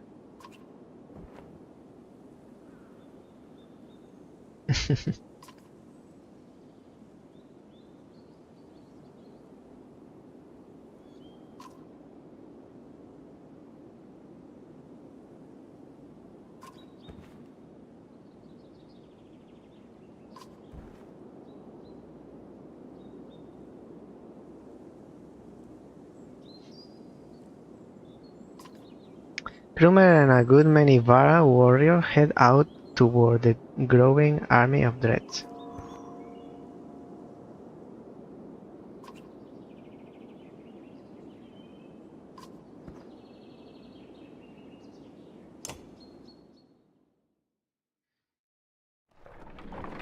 Now I'm happy I didn't promote Krumer. This might be the pines. The pine something before the lake.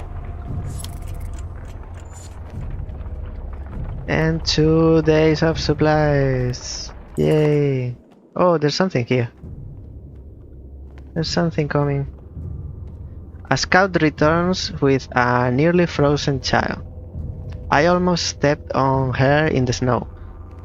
Looks like she must have been running from something, he says.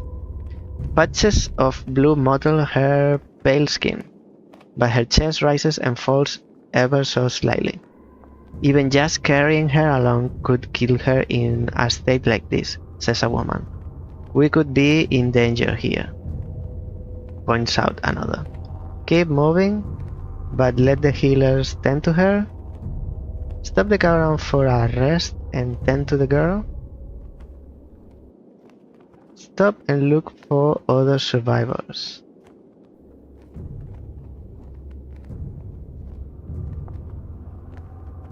Why would I stop and look for other survivors?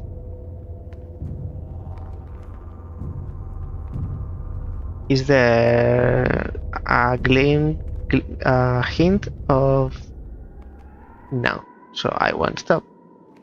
Stop the caravan for a rest and tend to the girl. That ensures, or maybe not, because this game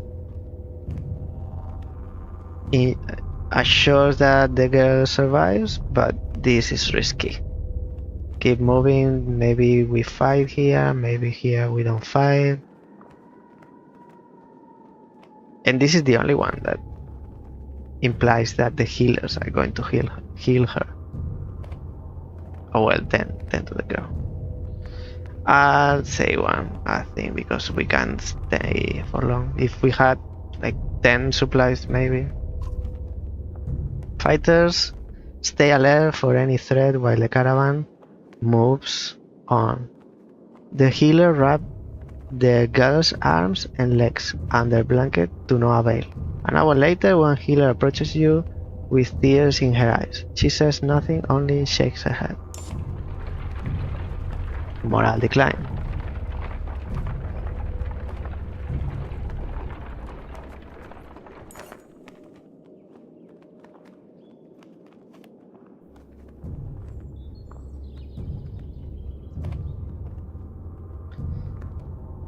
Gather round upstairs. Echoes a shout in the distance as Cromer and his band of warriors break through nearby foliage. And behold the invincible Varl. The caravan is thrilled to see Cromer return safely. Did the plan work? Asks Ubin. Work? Responds Cromer. Of course it worked. Same old wretch. Should be another day or two at least before they even find their own asses. Plus 20 renown. And if you apologize, I'll tell how I found these, Cromer says, tossing you a pair of leather gloves that look big enough for a barrel. He leans in close, whispering so Ubin can't hear. Had something to do with a raven's nest and a hair tie.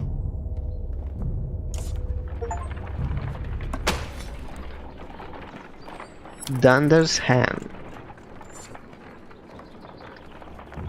So one more day. Home approached as we fear the worst. The once calm lake surrounding it now looks like a bowl that has been flipped. Proud home sinking into muddy water. A side effect of the quake. What has the rest of the world become on the other side of those mountains? Time has stopped. So we might make it.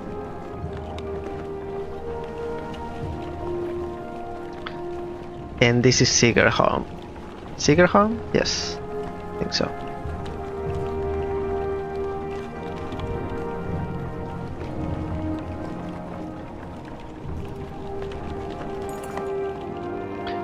One catastrophe to another, says Oddleif as you pull into Sigerholm. The town appears to be sinking into the lake. Townspeople peek from dark windows and makeshift hovels farther up the hill. No, says Abin, looking frantic. Where is she? He runs to the front of the caravan, looking out over the water. Juno isn't here, and you get the creeping feeling you are not welcome either. Going upriver looks out of the question. The beach is bare, aside from the occasional skeleton of a ruined fishing boat. You reluctantly set up camp in the sinking town.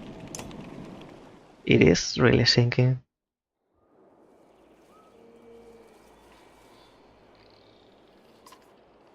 While taking stock of caravan, you've inadvertently walked into a debate between Oddleif and Abin.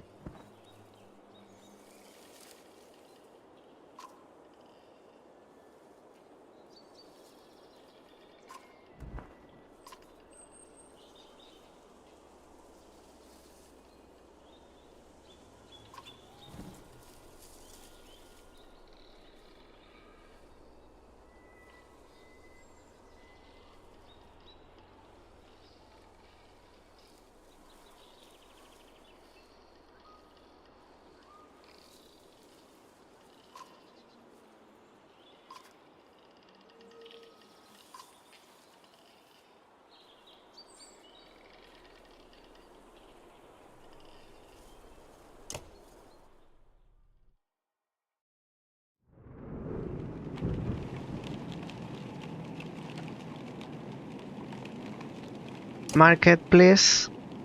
1-3.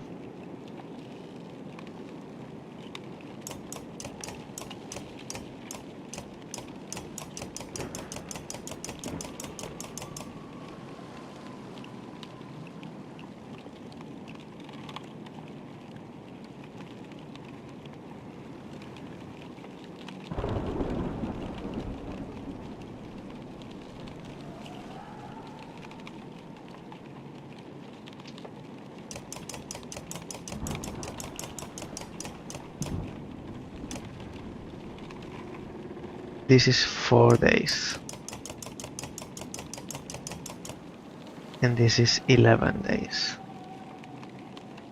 I wanted to promote Rook to level 5, but I need 20 renown. Now I have to spend all in supplies and for a rate of 1 to 3. 2 armor per turn. This is too good. Can't afford.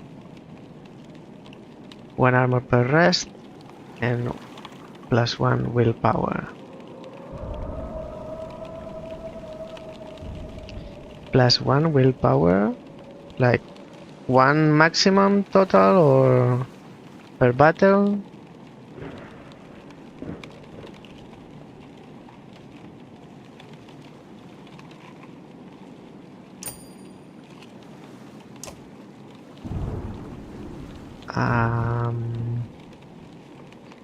Have a look at the map, but have a pretty good idea where we are. We are in Sigelholm and looks like we are going down, or so we came here for nothing, basically. We might as well have taken this path.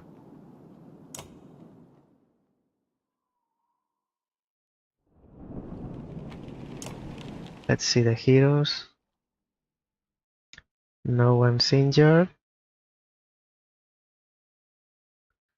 3 can promote. Rook can promote from ages ago.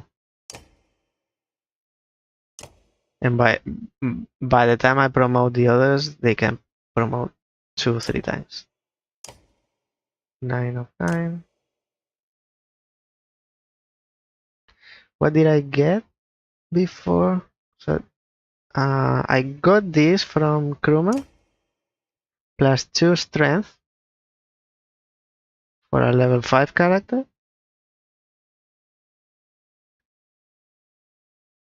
I only have Avin. And Avin has 3 willpower or 3 strength. What's better? What your ability does?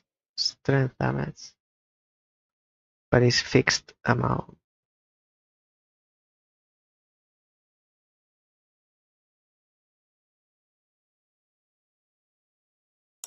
And this is relative to the willpower. So no, I'm good like this. And what's this? +1 strength resistance.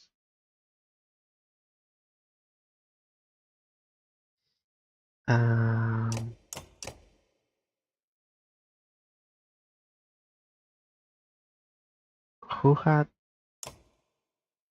1 armor, 1 strength, 1 willpower?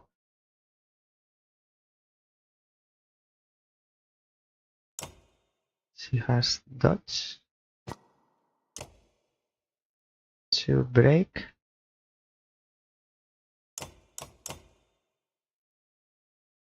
you don't have any item. And this is 1 strength resistance.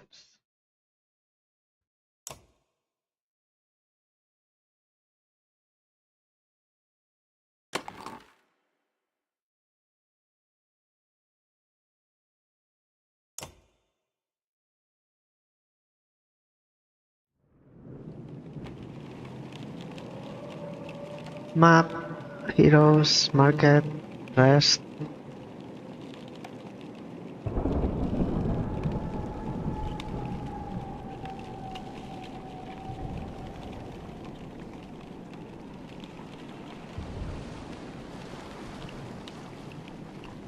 Let's see what Avin has to say.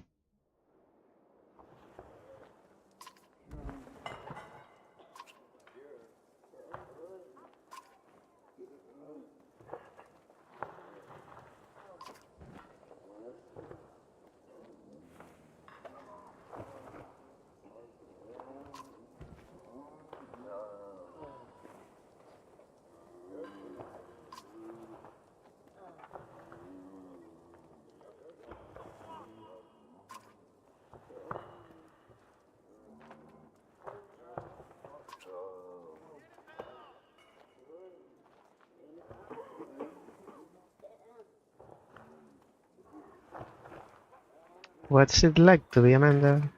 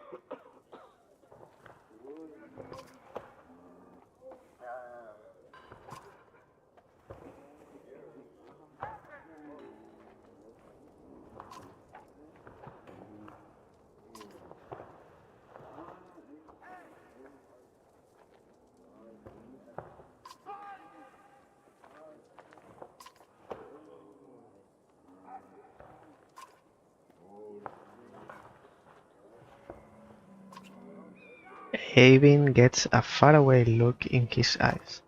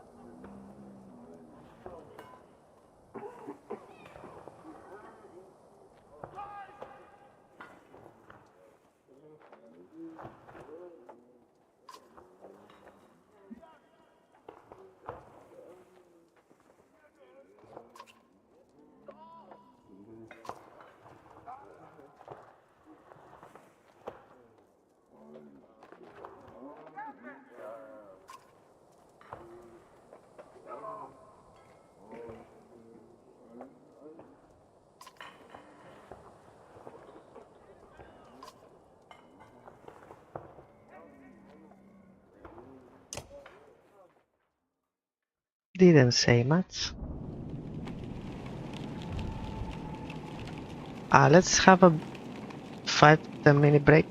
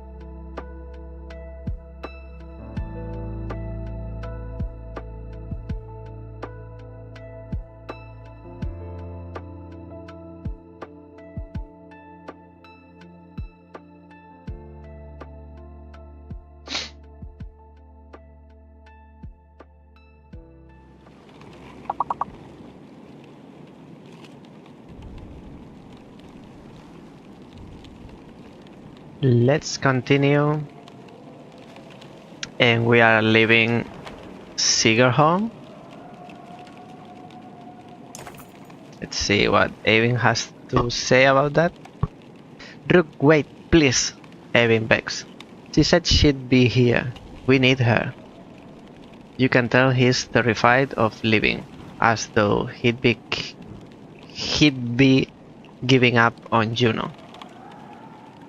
I'm sure she'll catch up with us. She's not coming. Okay, just a little longer.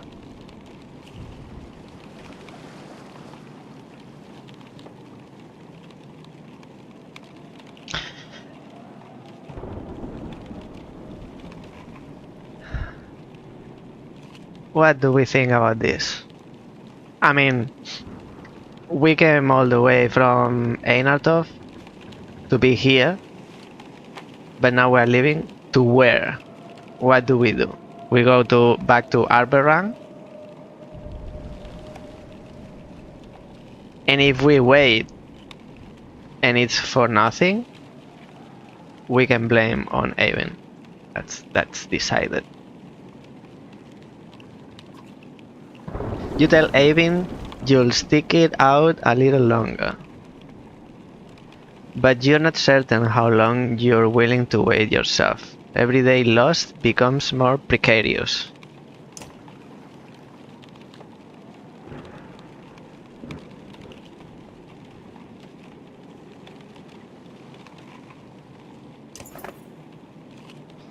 A scuffle has broken out in front of the houses. "Thief!" shouts one of your people as a group of strangers flee from your camp. Oddleif is already running their direction. "They took our supplies," you hear from nearby.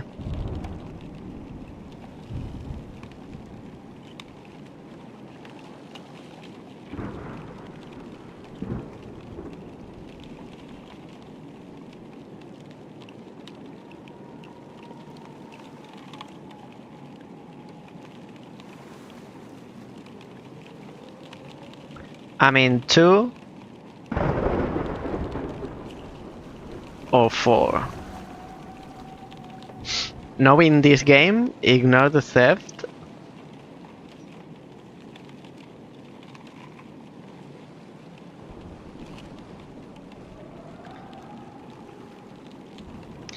Parley. Let's parley. Let's go. It cannot go worse already.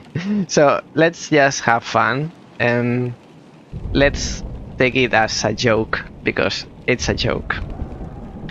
The decision making choices matter part of the game, it's a joke. So no point on making sense of it. Let's try to talk it out with the locals. You wander onto a beach where some men have been waiting for you. Some terse words are exchanged about whether anything had been stolen or not. You don't see who draws the first weapon, but it stops the conversation cold. Okay, so we fight.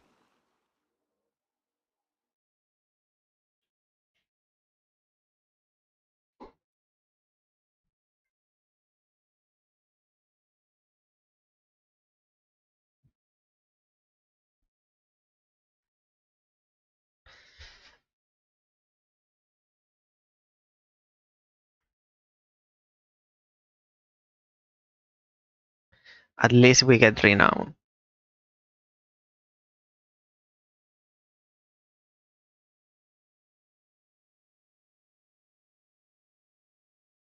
I need 20 for Rook. 20 renown for Rook.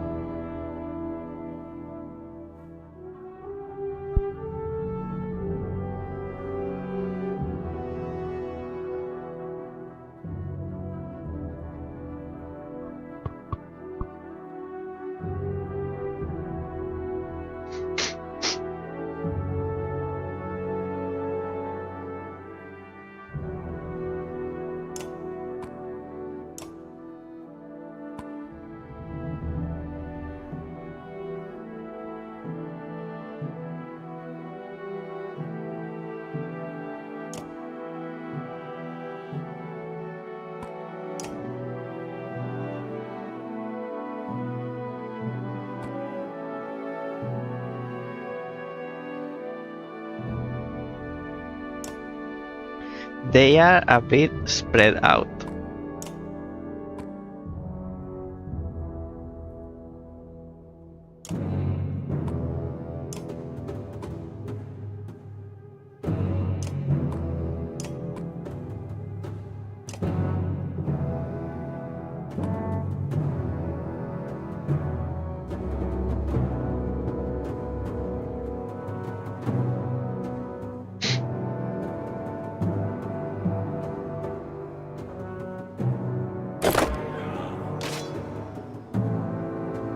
Eight and dead.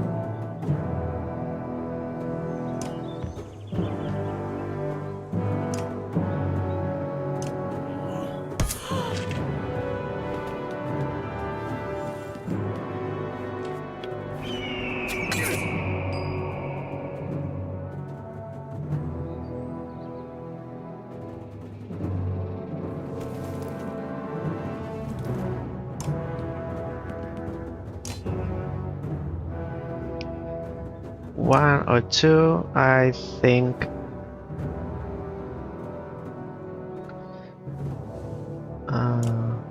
It's your turn next.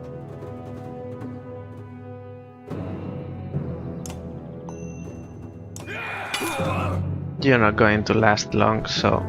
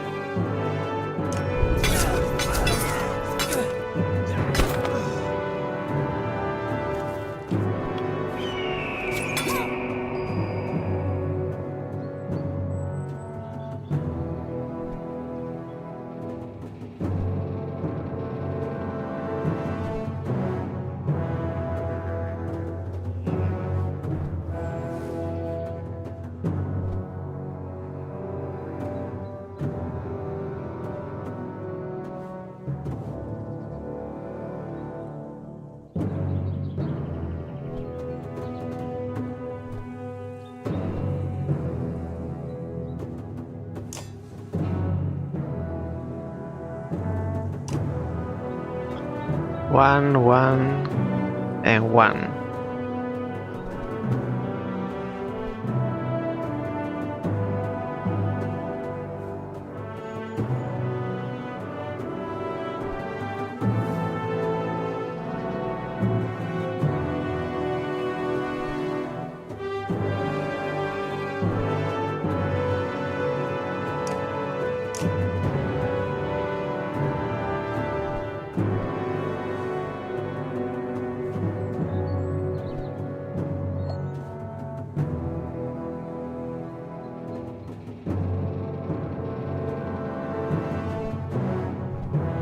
I could give defense, but they are high, so I'll move here.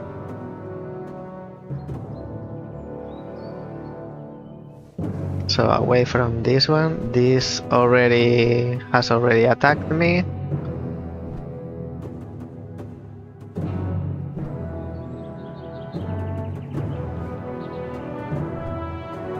Has a long reach, so maybe even here.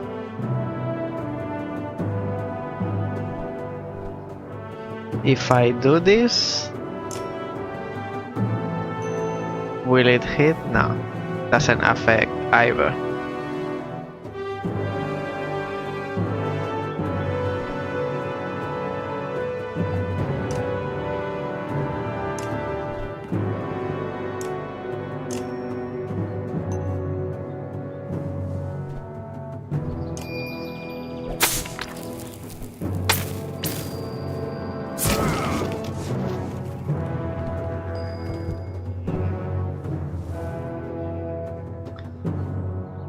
Now if I move here, I can do 3 here, 3 here, 1 here, or 1 to this one.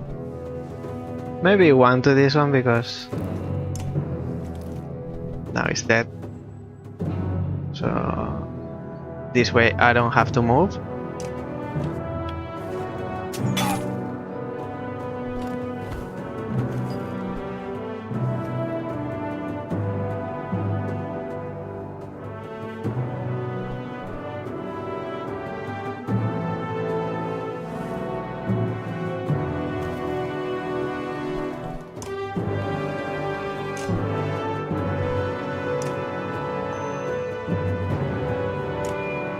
Eight and dead.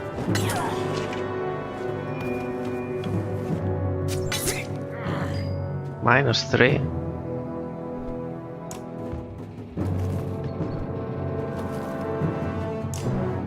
Five and dead.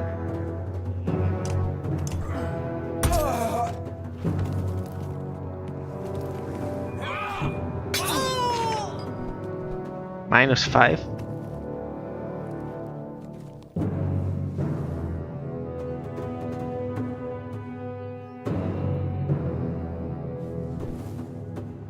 Can't do much.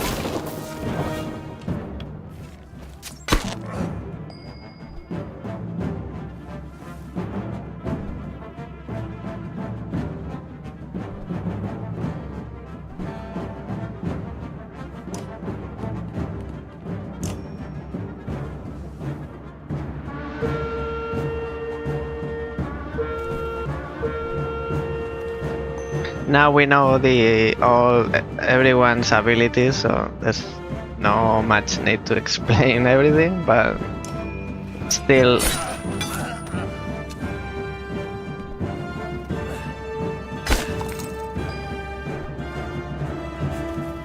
Eight and 10.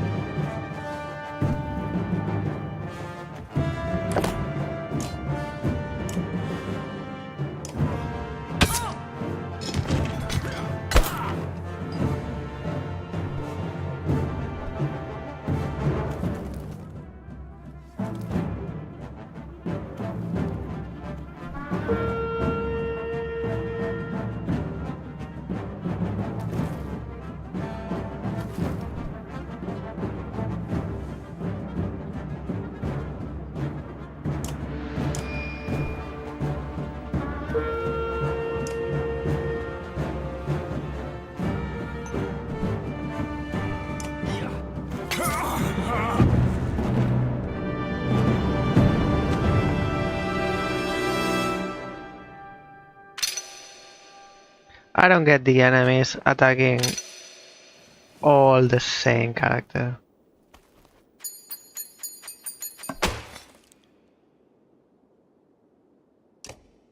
Adri now.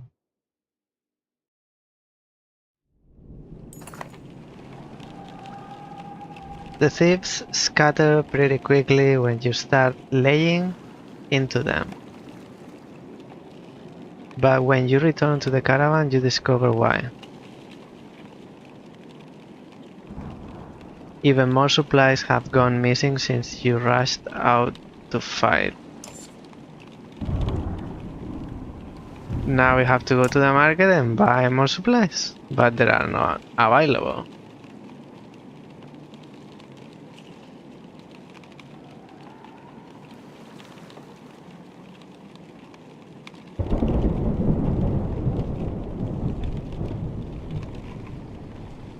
We can buy this now.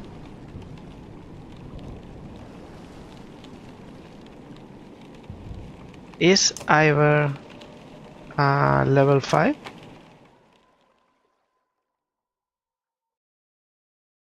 No. And needs 20 as well to promote.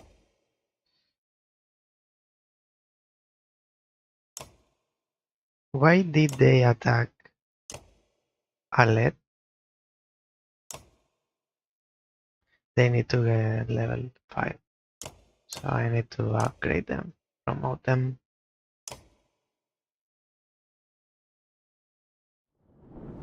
Nothing makes sense now. I have Alet is injured.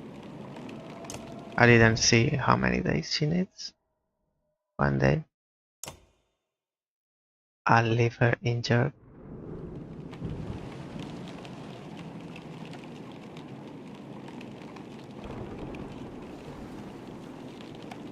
So how do I don't know. I don't understand. Do I have to rest?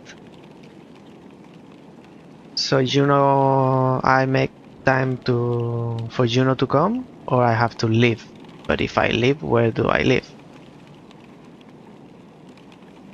It's this guy here. I don't really understand. Like leave?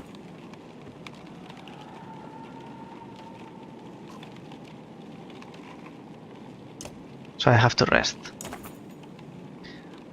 And while I rest, I'm in trouble with these guys. A random assortment of people from the caravan confront you. Listen, says one.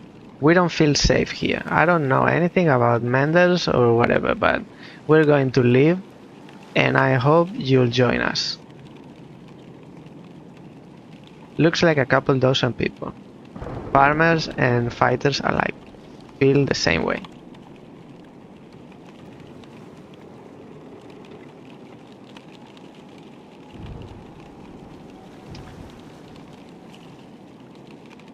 Join them and get ready to depart? No. Refuse to let them leave? Encourage them to stay. They make it very clear they're not interested in discussing the issue, shaking their heads and setting out. Without the rest of the caravan ready to go, there's little you can do to stop them.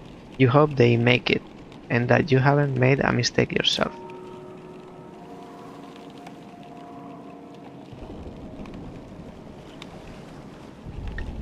If I rest, why is she still injured? And I have 1 more day of supplies because I have less people with me.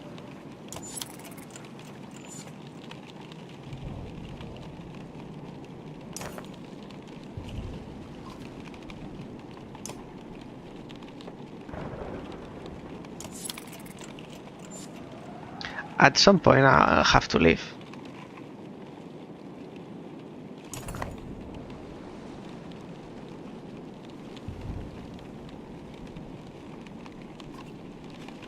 Avin looks out across the lake with 1,000 miles there. He says nothing. We got problems, says Ivor. Tell me something I don't know. Tell me something I don't know, Ivor. The whole place is flooded. We could try to walk the muddy parts, but it'll be slow going. We could try to float the caravan over the lake, but we might tip or get stuck. Or we could just go around the whole thing, but no idea how long that'll take. What do you think?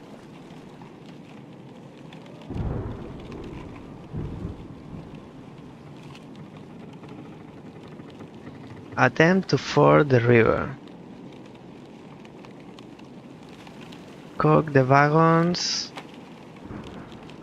and float across. Pay some locals to help. Yeah, they are very, very local, very helpful. Detour around the flooding. Let's, as I said before, who cares at this point? Let's float the wagon, cook the wagons and float across. You spend some time rigging the wagons to float. We're going to lose the supplies, just so you know. You spend some time rigging the wagons to float on the water, sealing them with tree sap and whatever else you have on hand. The rest of the caravan finds anything they can to float on. Small boats or makeshift rafts. Some swim. With a deep breath, you set off from the bank. You do your best to float the various ragtag groups of your caravan across the muddy lake towards Borsgard. One sec. What's Borsgard?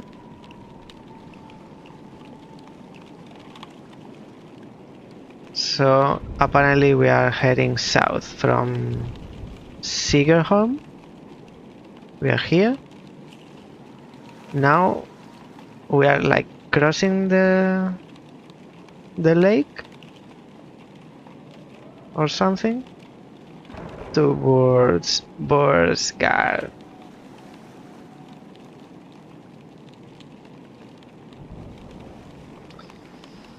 Things quickly go bad, between rafts pulling apart or people tipping into the murky water of the lake. Eventually you gather everyone up, but you've lost precious time and supplies to the boat.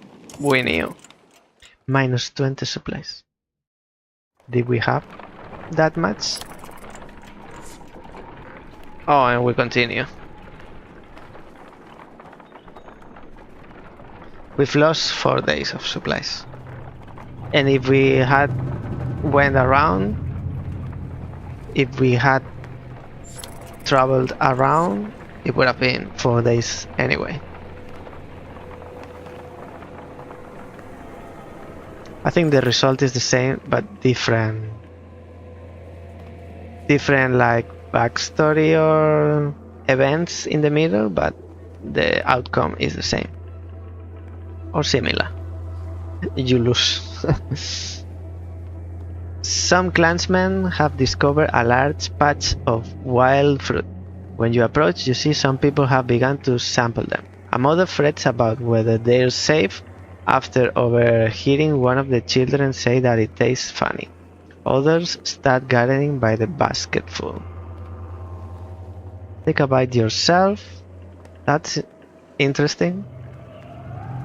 Discourage them from eating the fruit. Observe someone who already ate some. Offer a piece to one of the animals in the caravan. Gather as much as you can.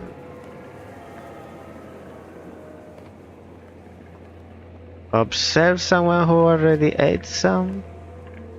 After a short time, you know the slurred speech of a young man partaking of the fruit. Besides a little drunk, he seems perfectly fine.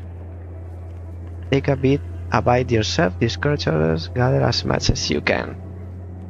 Gather what you can, you tell the others. Thankful to add any amount of food to your stores. Though a few people become a little drunk from the fermented fruits, nobody becomes sick. We got 3 days worth of supplies.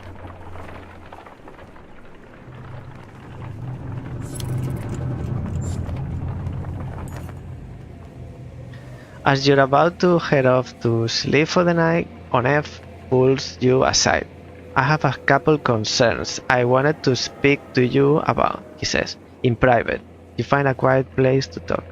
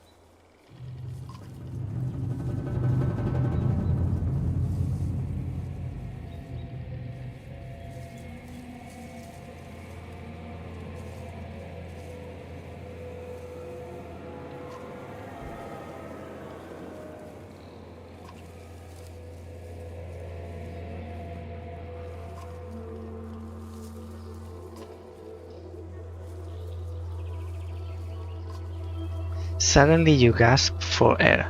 When you look down, Onef is holding a knife buried deep in your ribs.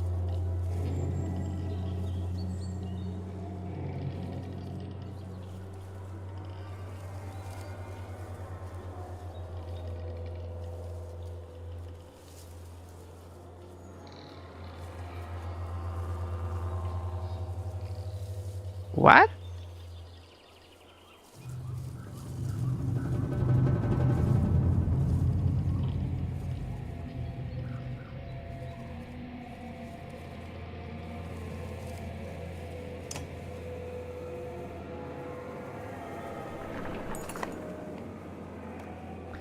Your vision blurs and blood fills your sight. You gasp again. There's a bird whistle, and the camp becomes a blur of motion. Onef's fighters from Frostbeller leap into action, cutting people down. As Oddleaf turns to fire on the men, Onef runs her through and pulls the blade from her back without even breaking his stride. She drops like a sack of flour. Onef heads straight for Alet, who freezes in unbridled terror. You rise to your feet through the pain. Oddleaf is dead.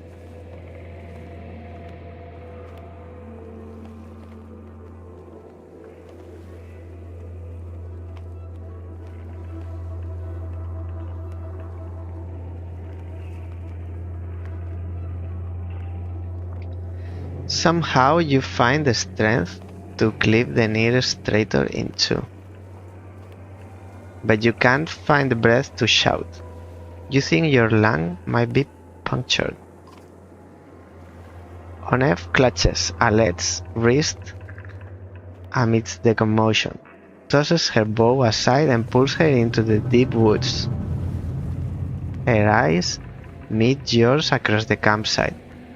No, her lips say, though you can't hear the words. A dozen men appear between you as Ivor steps into view, as fearsome as you've ever seen him.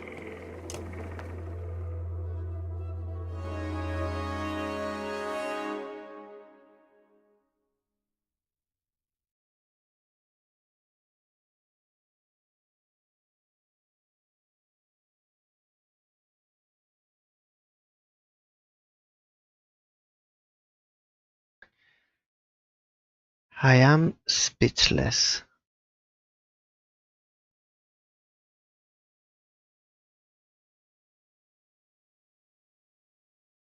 I am speechless. Now Rook is injured? I don't have Alet? Oddly, it's even worse. She's dead?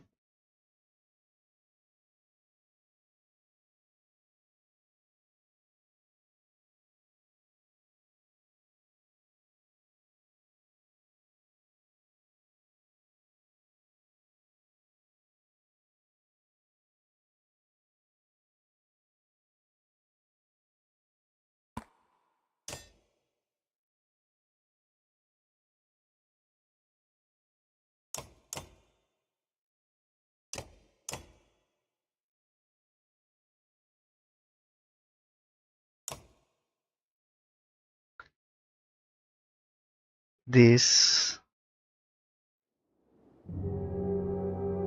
The death of Ganolf broke me, but the death of Oddly finally destroyed me.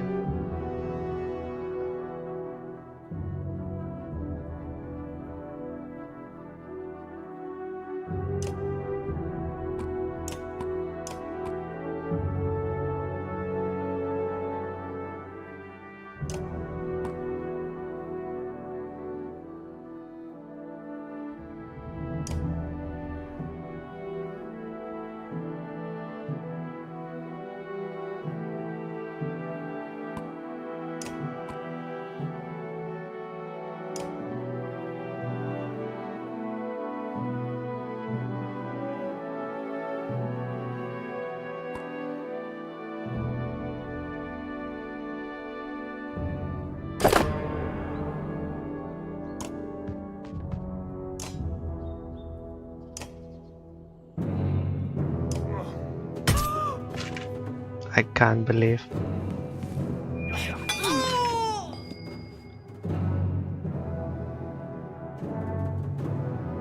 What's their reach? They have 4.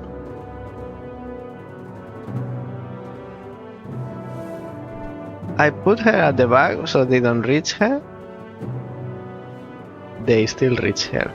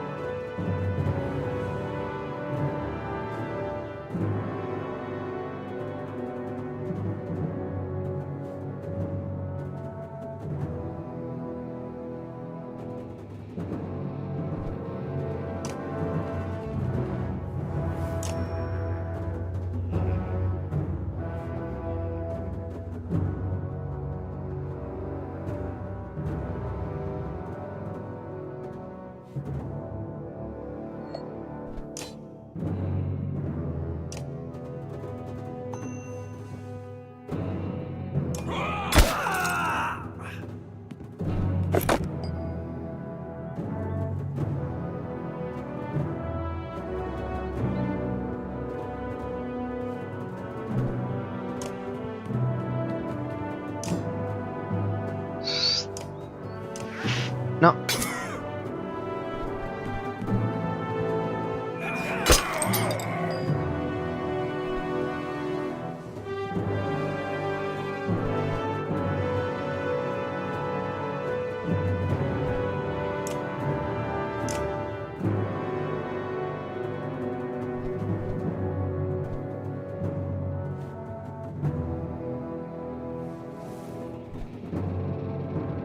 I wanted to move to pan the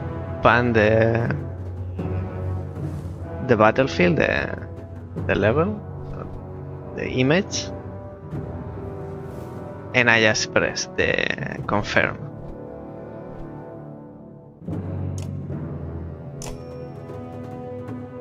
One, two, forward. Or 1, 2 to the side. 1, 2.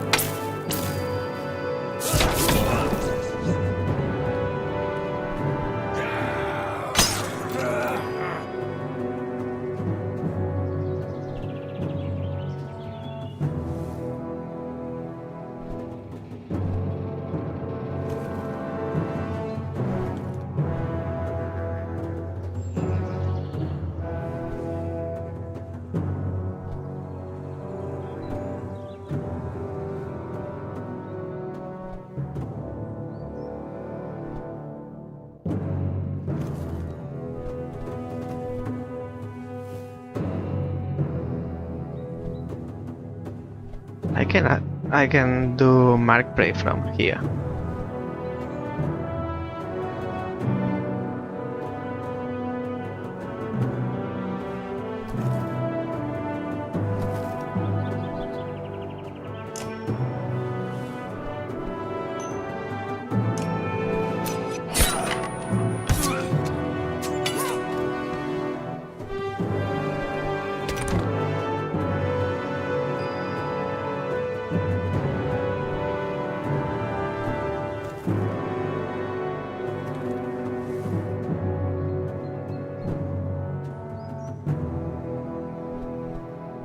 One, two, three, four.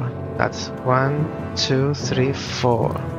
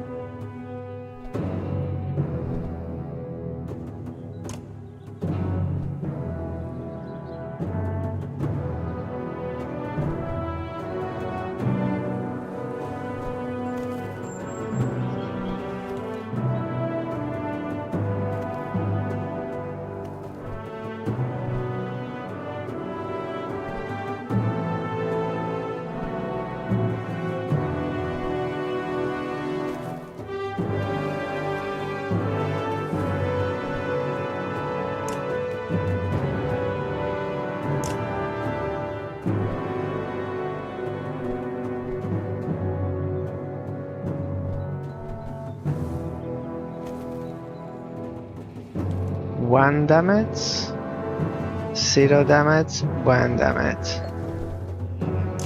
And this is 1 damage with 20%.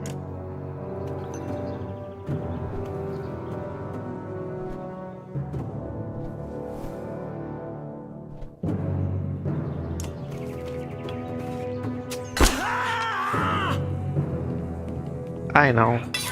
I know.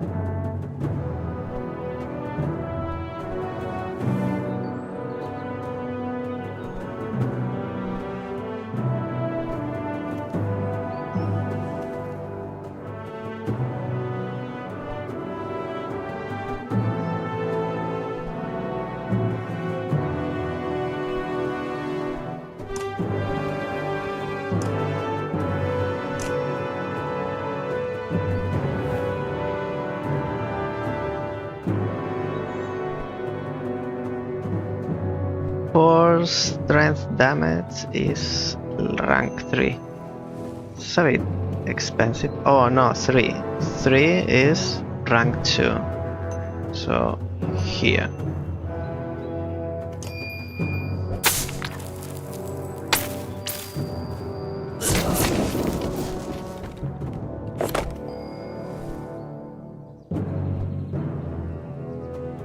Two, 6, 5. I'll mark this prey, this little prey.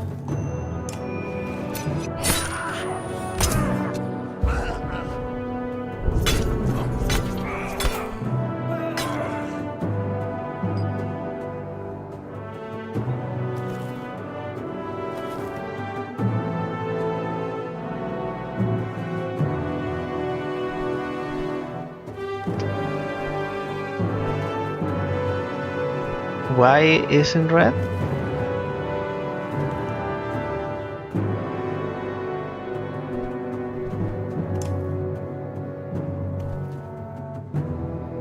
Or I could make it 3, but it's 60%.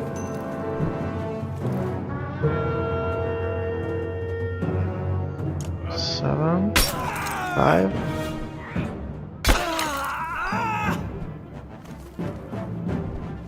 Eight, and that.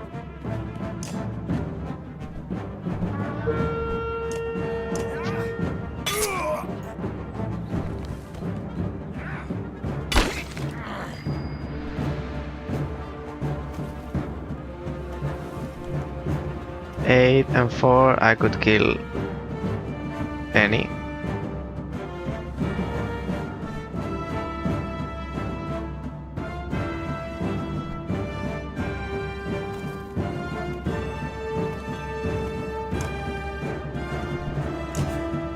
I mean, I could kill any, and anyone I kill, the other one will be next, even though it's not their turn, so...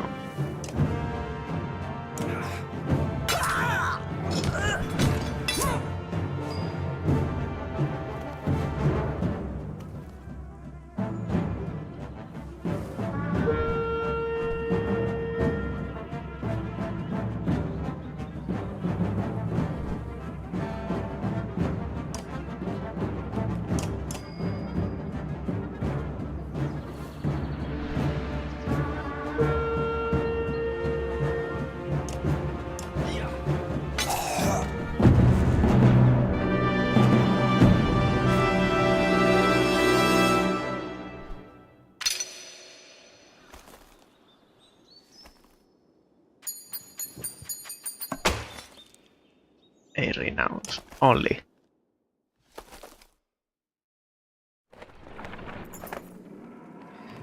Where is Alet? Shouts Iver, tearing through the nearest bandit, but you're already hobbling into the deep woods where they disappeared, ignoring the battle raging behind you. In a haze of pain, you start to think you've lost their tracks. Then you hear Alet screaming in the distance, followed by silence. You tear through the trees. In a small clearing, Alet lies with her back against a tree. Her hands and her clothes are covered in blood. She stares vacantly ahead, unblinking. Beside her is the body of Onef, an arrow buried in his right eye as if placed there by hand. She looks in your direction and then at Onef. I killed him, she says.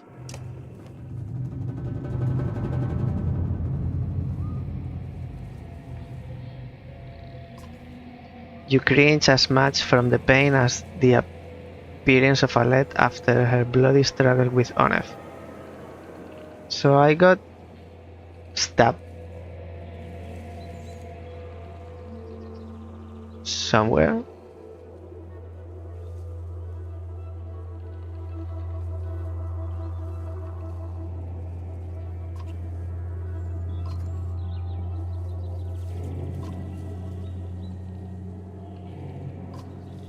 Suddenly she is at your side, putting pressure on the wound.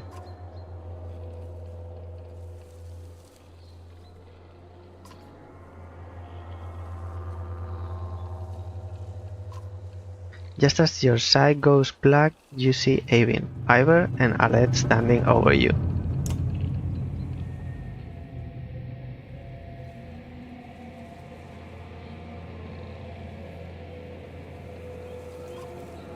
Your eyes open to the sound of Alet's voice.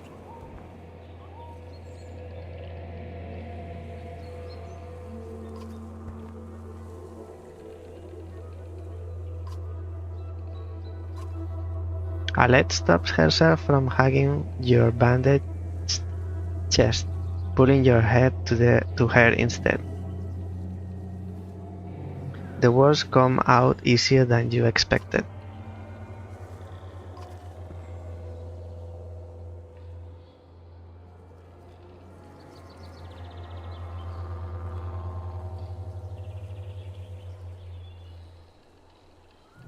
She's going to pull through?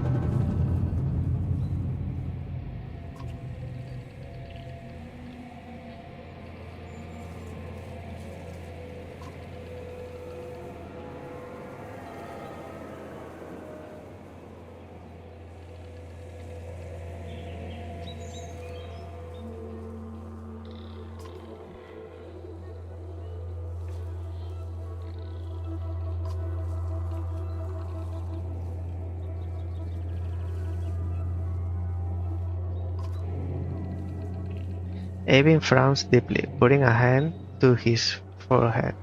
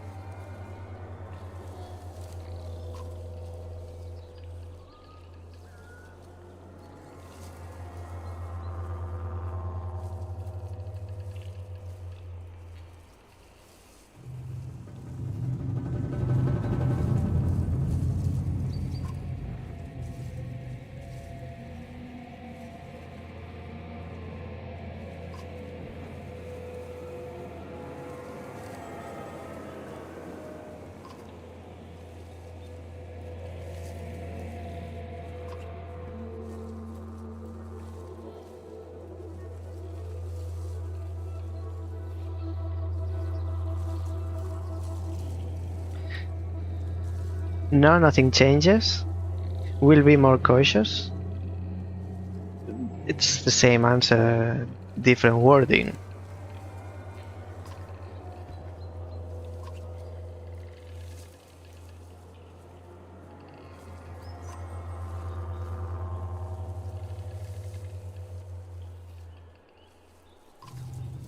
Your body aches all over, but Ivor's right. The road calls. The caravan is already starting to pack up camp. So we haven't decided because those three options didn't change anything. And it's what I'm saying.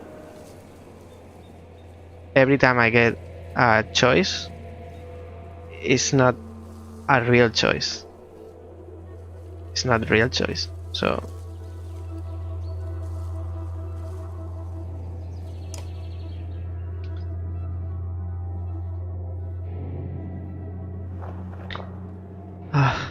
we have oddly back. I can talk to Ekil now. Now that it's too late. This is not a settlement, so there is no market.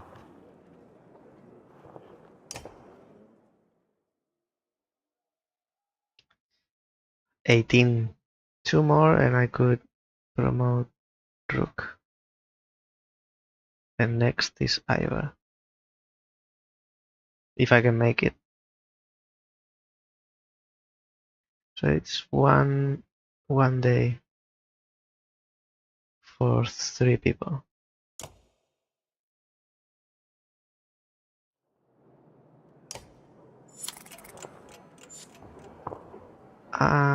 Training? Not training, because training doesn't give us renown and they are already ready to promote. Let's talk to Ekil first.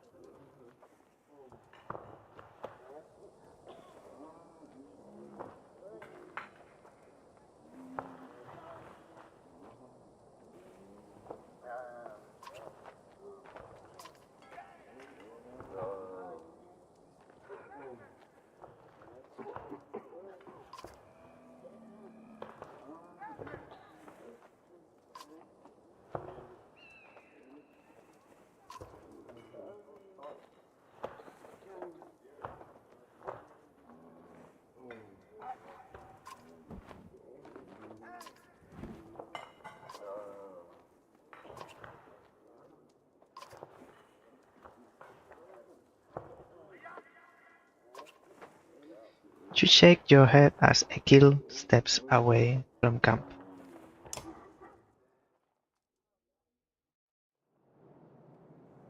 Oddly.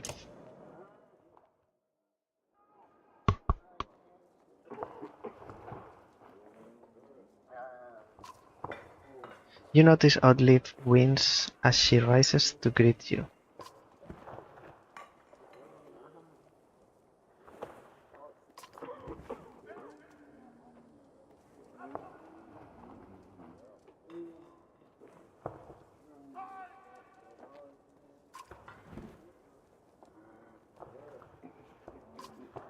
She smiles.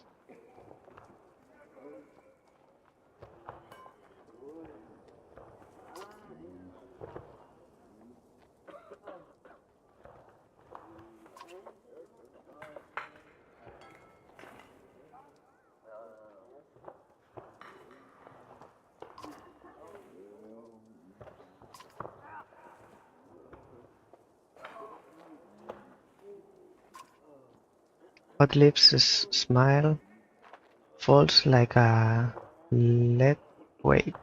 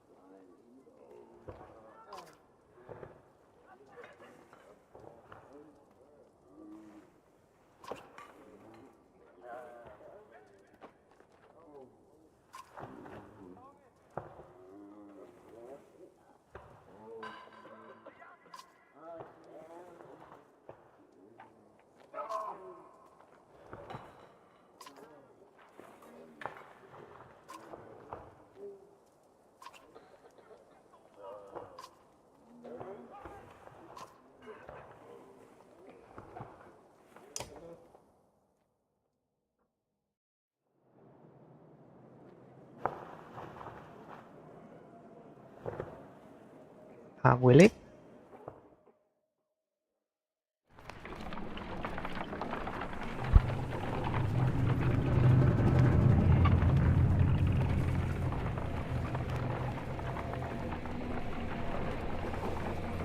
So we go south because the thing is coming from the north, but we don't actually have somewhere to go.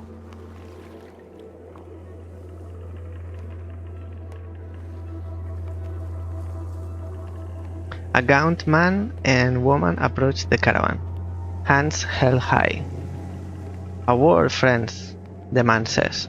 "We are poor farmers, down on our luck." The woman hits him and says, "We're outlaws, plain and simple. 10 of us, and we'll help you in a fight for some food up front."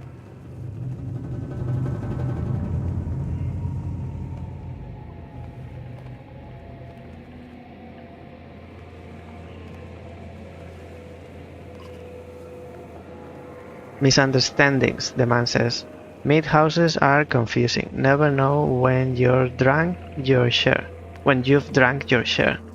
The woman hits him again and says, "We've stolen, killed a few when we had to. Skills that might benefit you out here."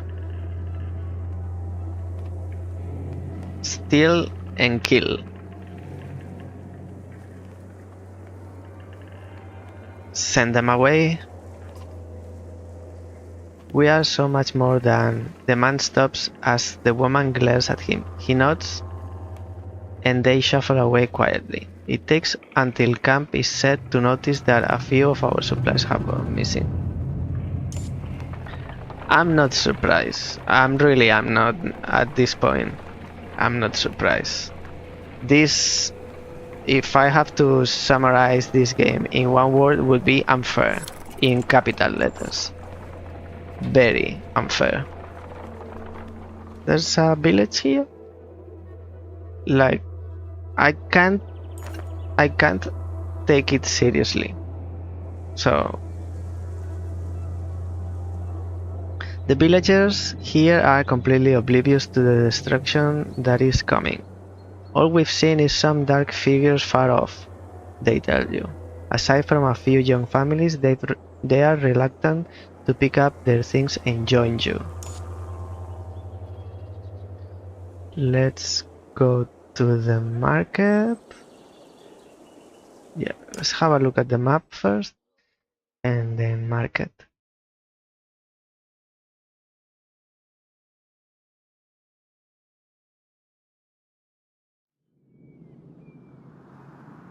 So we are leaving Sigerholm, direction to Borsgard that has sword for some reason. This has a like pike or something. An axe? It's not an axe.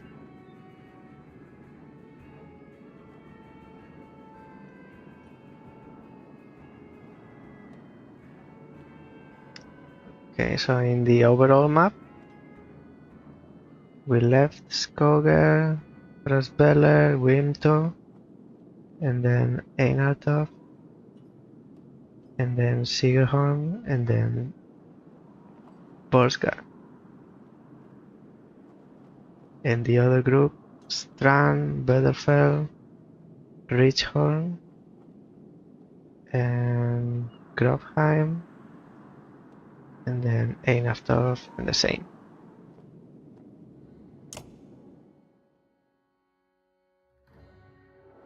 Actually, let me have a look at the heroes.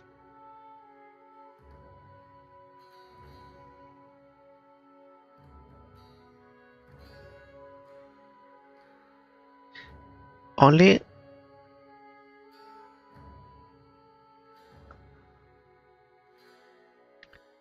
Avin is from the other group. Hakon,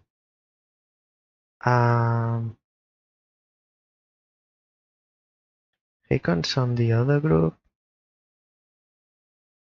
Luden is on the other group. Everybody else.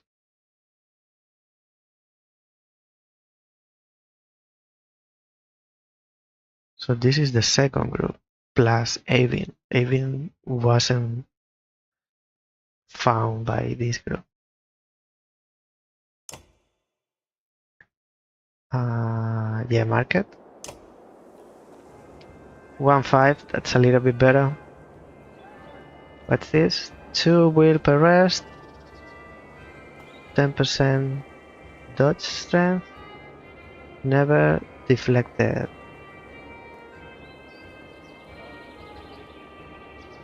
10% critical chance. 1 will per rest. This is good.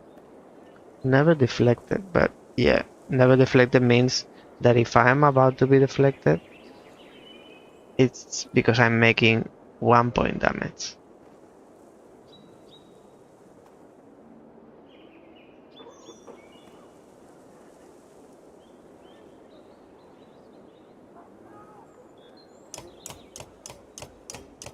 Sadly, I have to do this.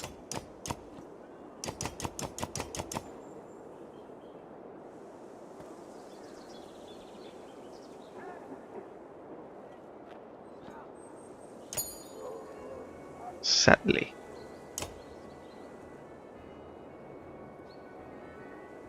Market, map, heroes, live.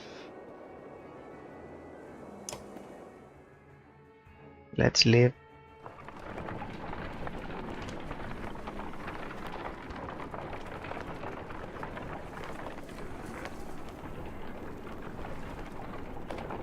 I'm even forcing to get into battles because we need the renown. There's another godstone here. A flurry of snowfall seems to come out of nowhere and quickly thickens until you are unable to see the man in front of you. You shout out a complete halt, but the screaming winds drown out the sound. A day passes before the blizzard abates and clansmen start to reappear from the snow drifts. It quickly becomes apparent that Not everyone is where you last saw them, and a quick search of the area is not enough to recover all the missing clansmen.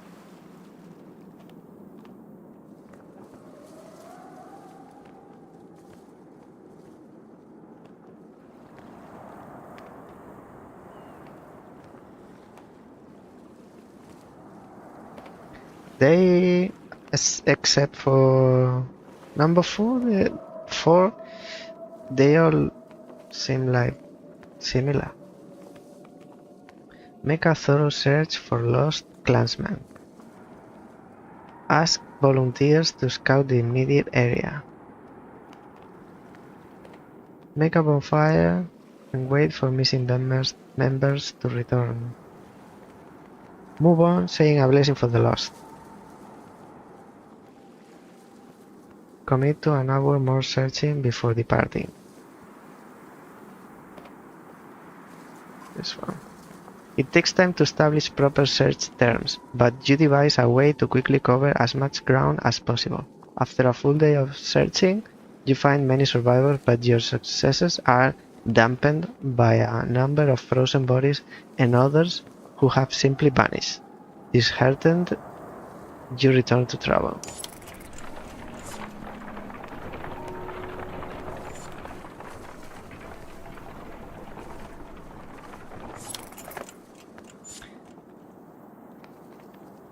While walking, the words of a mother's song reach you. It's soothing, nuanced, and about your current journey. When she finishes, a man begins a tale of his own in verse. The woman quickly responds with another poem, and the entire caravan slows to listen to the entertaining competition.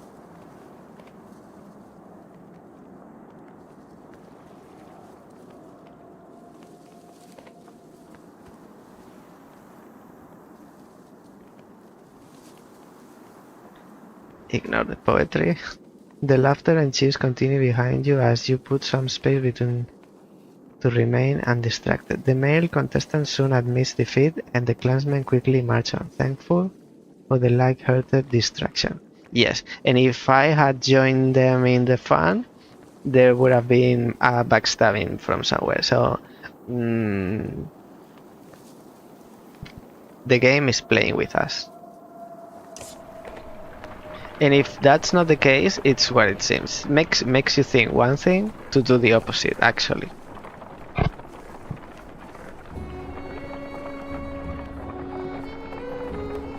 And another godstone. It's the third one today. Usually, godstones bring good things. Let's see.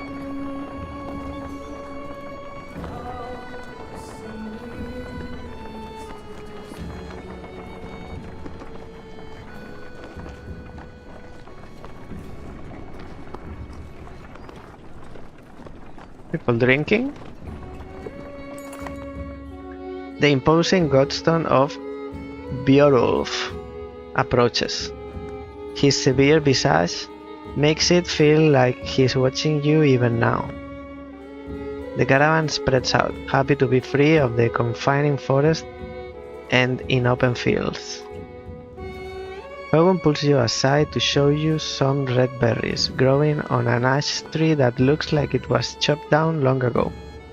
This shouldn't be growing here, he says excitedly. I haven't seen this in a long time. He and Morgan busily go about collecting the berries. In fact, in honor of Beowulf, some of the caravan crack kegs of meat and wine before anyone can stop them.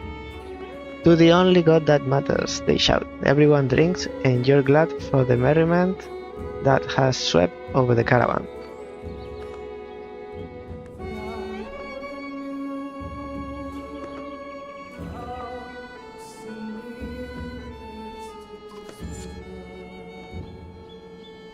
You look up at the godstone, Beowulf's head surrounded by images of casks and drinking horns. Though he was always depicted as being stern, Beowulf was one of the most popular gods of men and Bard. the one who taught them how to brew. It seems like more than coincidence that the long fields around Bjorulfstone have always been excellent for growing anything you could need for a good drink.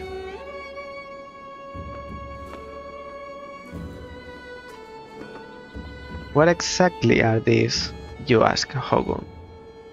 When I would travel to Boersgard with my father, sometimes he'd buy us a few of these. Hogun replies. Couldn't be a luckier find. See for yourself. You try one and can feel energy returning to your tired limbs. Not taking a few more would be a waste opportunity, you figure. As the hour becomes late, the caravan is eventually ready to get back on the road. The day by Bjorulfstone is one of the few memories that hasn't been tarnished by the specter of bad fortune, you think to yourself. It's a berry. Usually when there's a godstone, it's a good sign.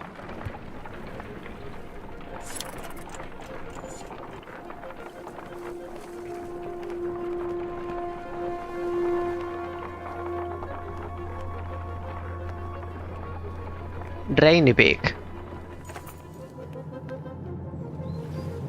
No encouragement or tales of glory will lift the spirits of the caravan. In the north, we have times like this, says one of the bar. The other giants grin, raising tankards and hoard of meat. Skull! They shout and make short work of their drinks, explaining that each person takes a drink when someone tells a story that is more miserable than the last. Others join them for the second round and meat is passed your way.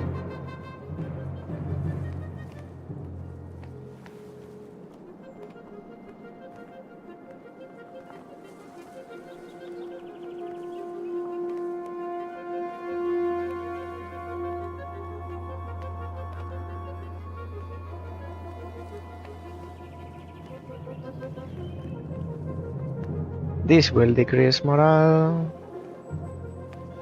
Join the giants will make something go bad. I'll leave them. I don't want to know anything about it. Declining the hoard of meat with a smile, you leave the others to drink as they wish. Bawdy songs lull you to sleep while moans of regret wake you. The clansmen are slow to rise, but a few bouts of laughter pepper the air for the first time in recent memory.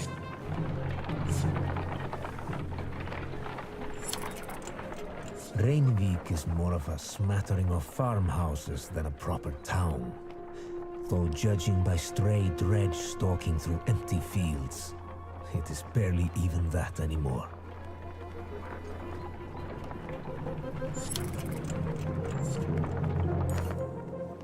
Rainvik comes and goes as long as Rainvik comes and goes as a long series of farmhouses, abandoned and crawling with dredge. The farmers have probably already fled to Boersgard. You try to hurry past, but are eventually spotted. Dredge start ambling in your direction. What is that? Points out Outleaf, up near one of the long houses. In the distance, a large person, clothes seemingly covered in blood, is cursing loudly and stumbling about. He staggers into a long house, laughing. The dredge head in your direction turn back, roaring, and begin to pound on the longhouse door. They seem to be holding a grudge against this particular person. You doubt the door will hold long.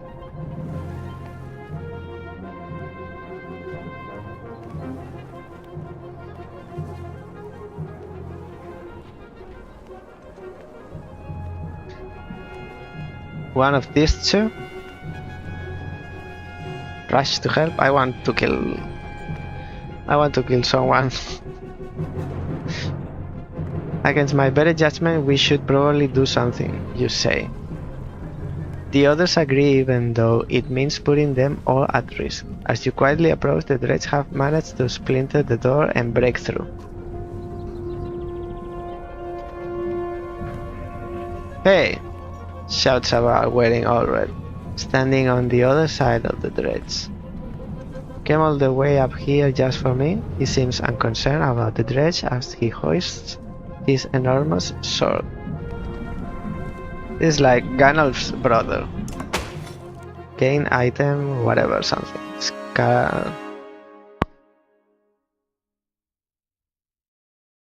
Sigbjorn. What do you do, Sigbjorn? You come with an item that does +2 move, -1 aggro. Scarlet Feather. Nobody has actually caught a blood raven, but the lucky few who have found one of their feathers can tell you why. You do Tempest like Gandalf, and Heavy Impact as well. So you are like another Gandalf. Rank 5? You are level 5, and you are rank 3. That's too good to be true. +2 move, -1 aggro. I need this for Alet.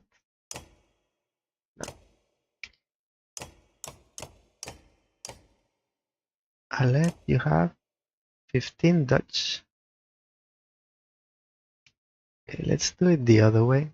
I'm going to have you. You're too good to pass.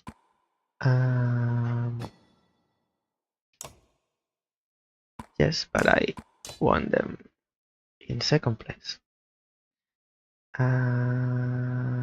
X 12 12 11 11.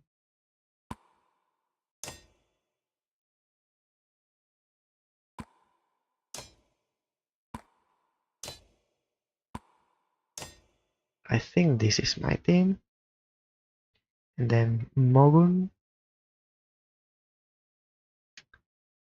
You don't need this now. 1 strength resistance.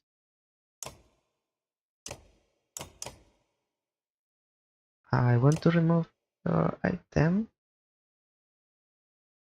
How can I?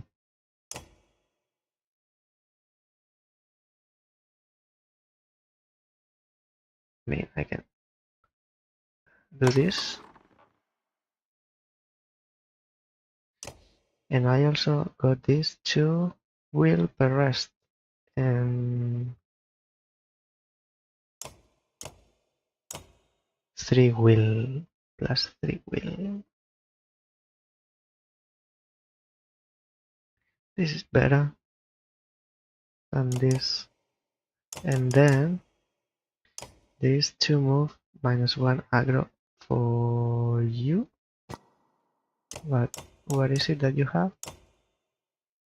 15 dodge strength. Yes, this is for you. Oh, you can't. You can't because you are not level 4. Ah.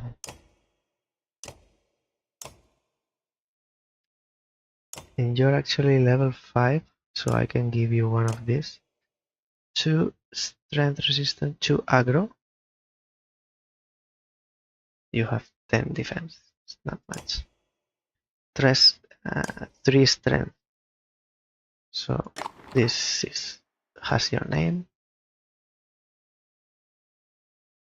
This is 3 break.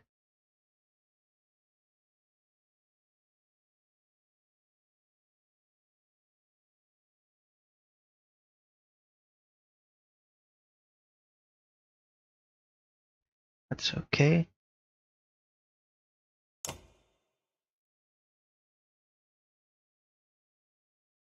Now I need to give this to Alet. And Rook, what do you have? Rook +2 break. What's this? 2 move -1 aggro.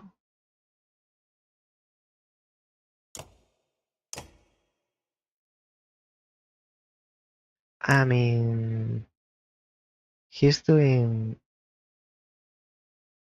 This is useless. You keep it for Alep, and Ekil has 1 armor, 1 strength, 1 will. Armor, strength, and will.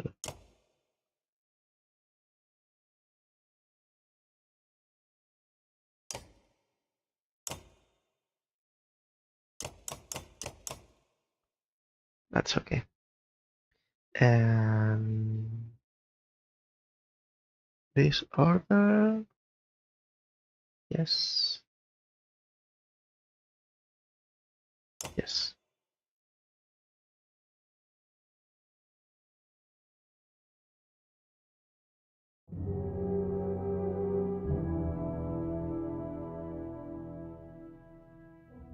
There are a few.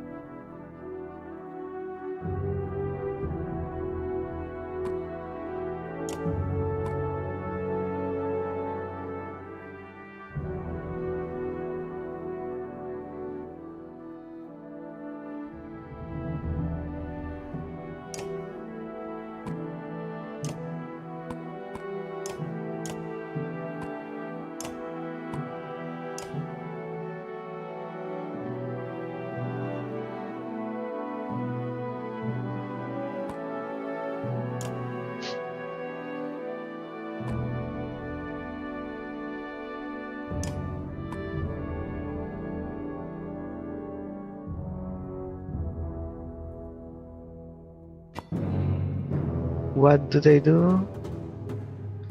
3 armor damage to dredge, causes 1 armor damage to chain to all adjacent dredge.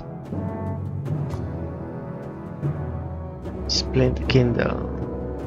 A shield slam causes knockback to all adjacent units during armor break damage. Splinters Tremble the Scourge uses his weapon to summon an ally to the battlefield. Okay.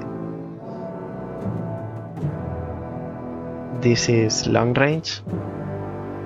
Sunstrike blinds the target, preventing them from using exertion for extra movement for 1 turn. Splinter.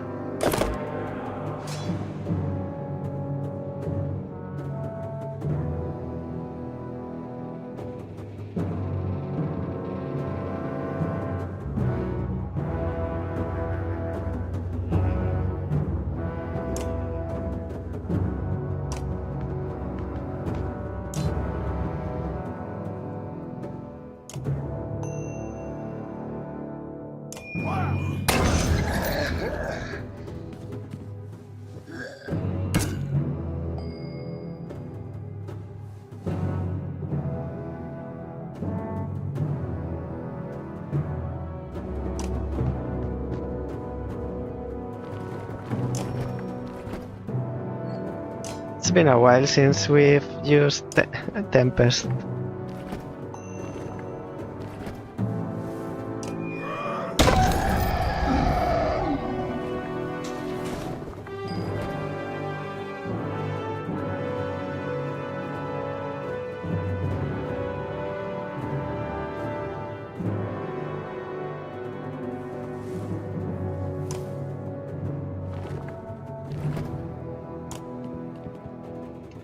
Five or knockback.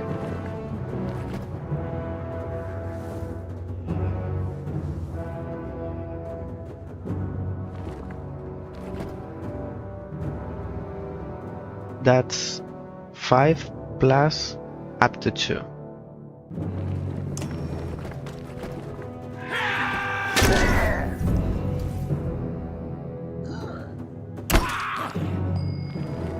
Now I have to recover Ivor's the defense, because if I do this,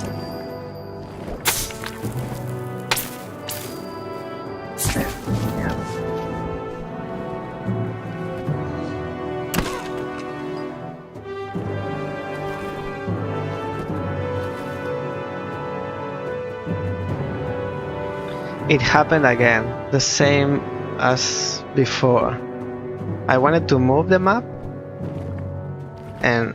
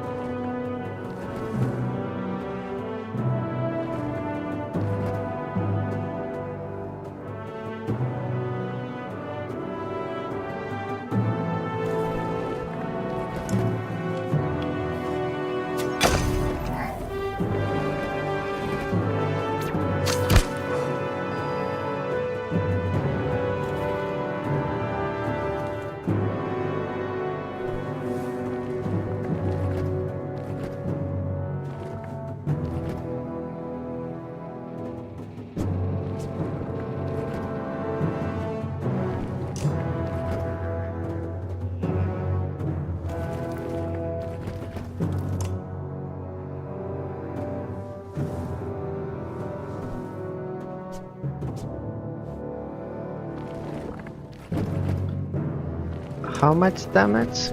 4? Even long range?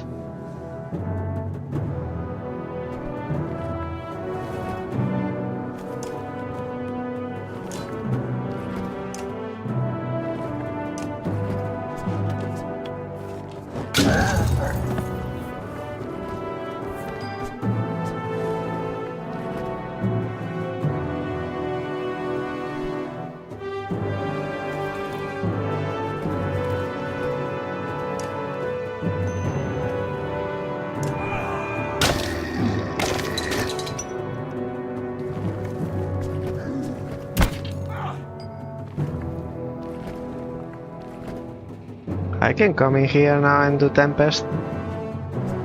Thank you for that. Now,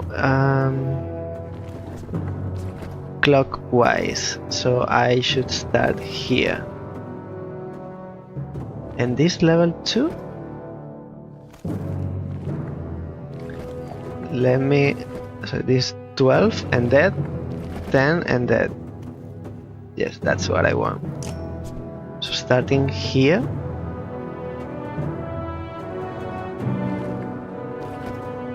Why can't I? Maybe because he's not officially in the party.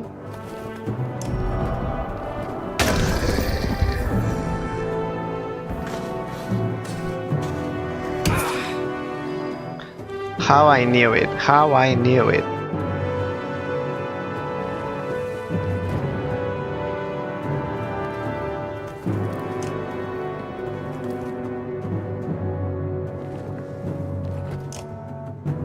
How much? 1.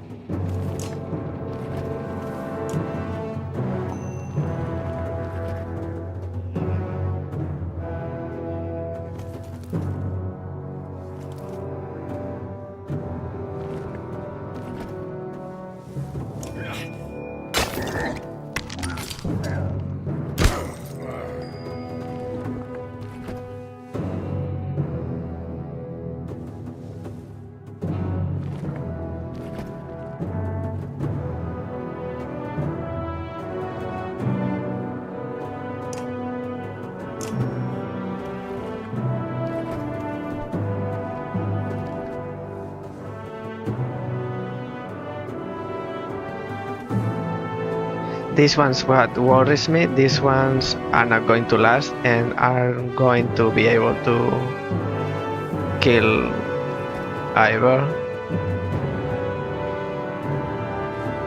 So I'll go for this one. With this, I do 4 damage.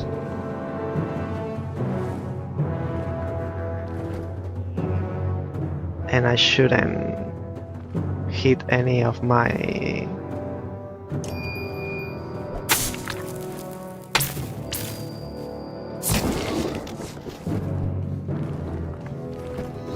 Two, three. Now you come here.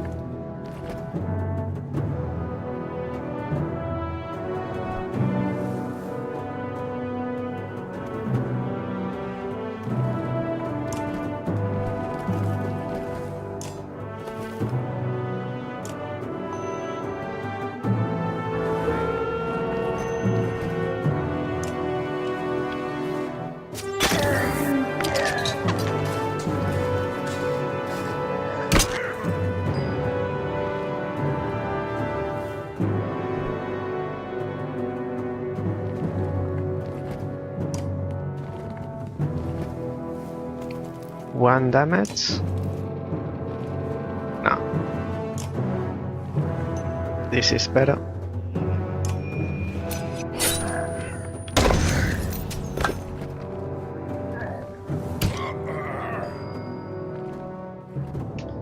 Now.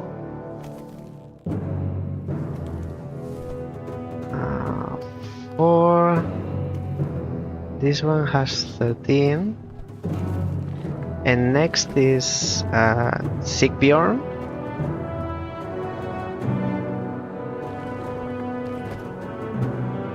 That has 15. 6, 7. I'll go here.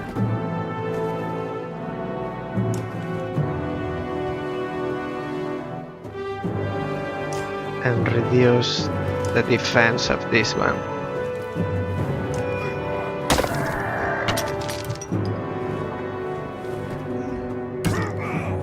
Five. Let's do all three.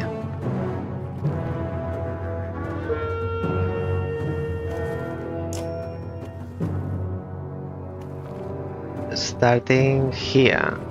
Oh, it's only two. Only two. That's 5. This has 9 and 4. What's the attack? 1, 2, 4?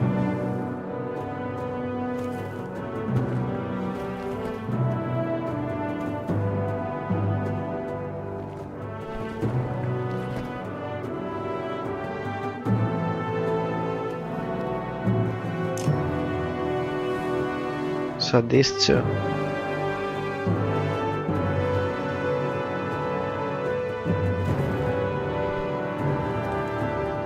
These two.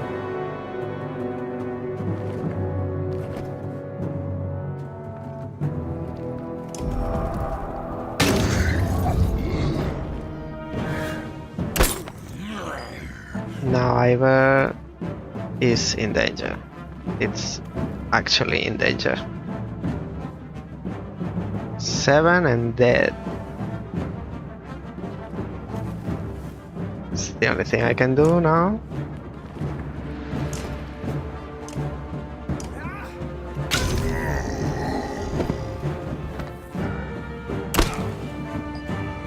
Okay.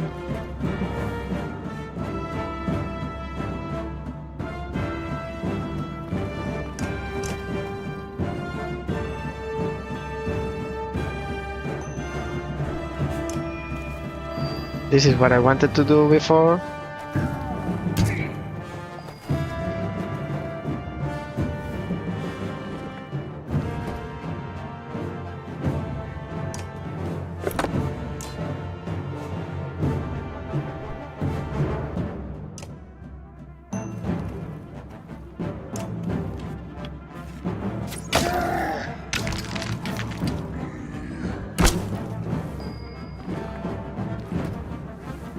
Seven and 4.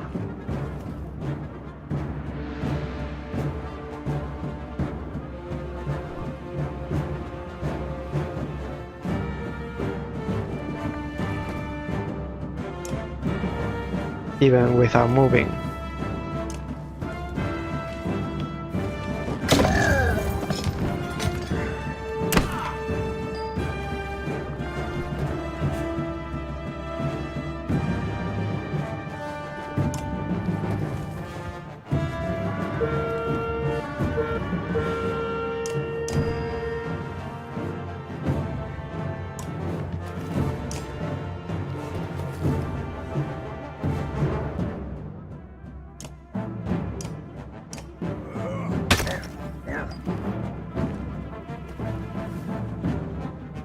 I kill all yours.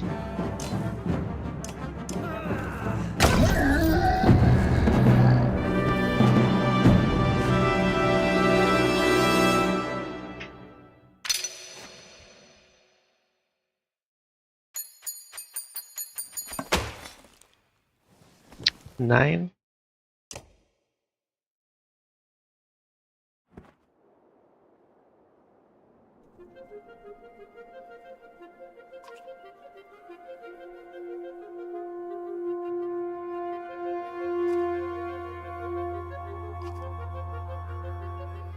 There are people huddled in the corners of the meat hall, looking on with uneasiness.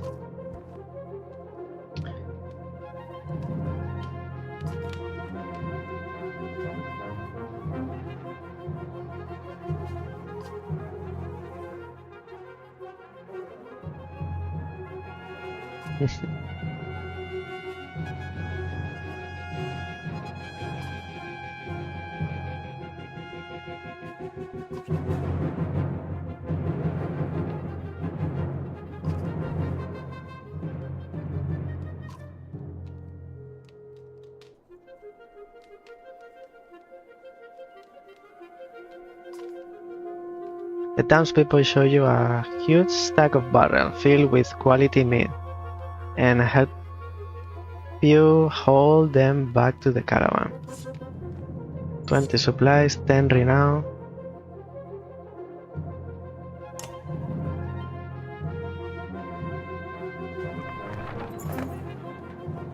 With some help, you gather up the casks of meat and head back to the caravan. Sigbjorn and the other survivors in tow. The caravan gives the boisterous bar a large berth as you set out for Borsgard. Let's check because we are reaching the end.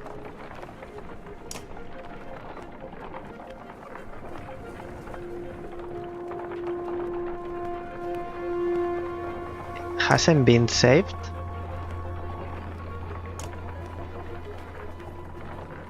The Godstone Beowulf.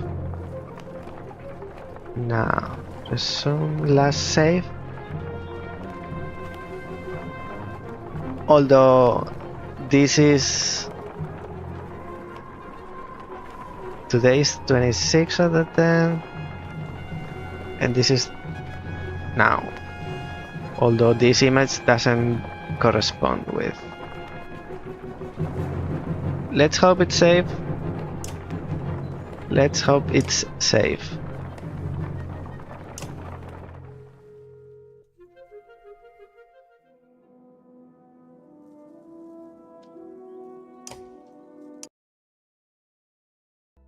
Let's go back here. Well. Today was something. Today reminded me of the day when something happened to Gandalf. Something. He didn't die. It was killed by this game, and today was on the same level. On the same level. I mean, I'll explain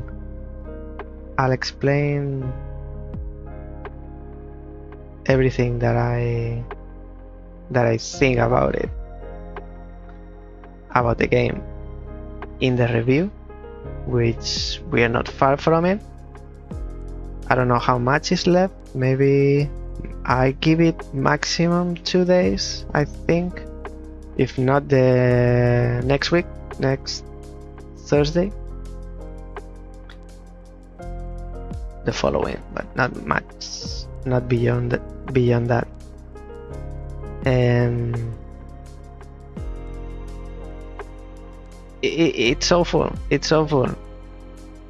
I won't say it because I want to wait until the review, but you've seen my face. I don't have to explain it, and my face doesn't lie. So you can guess what I think about it. But the cruelty that this game does to the player.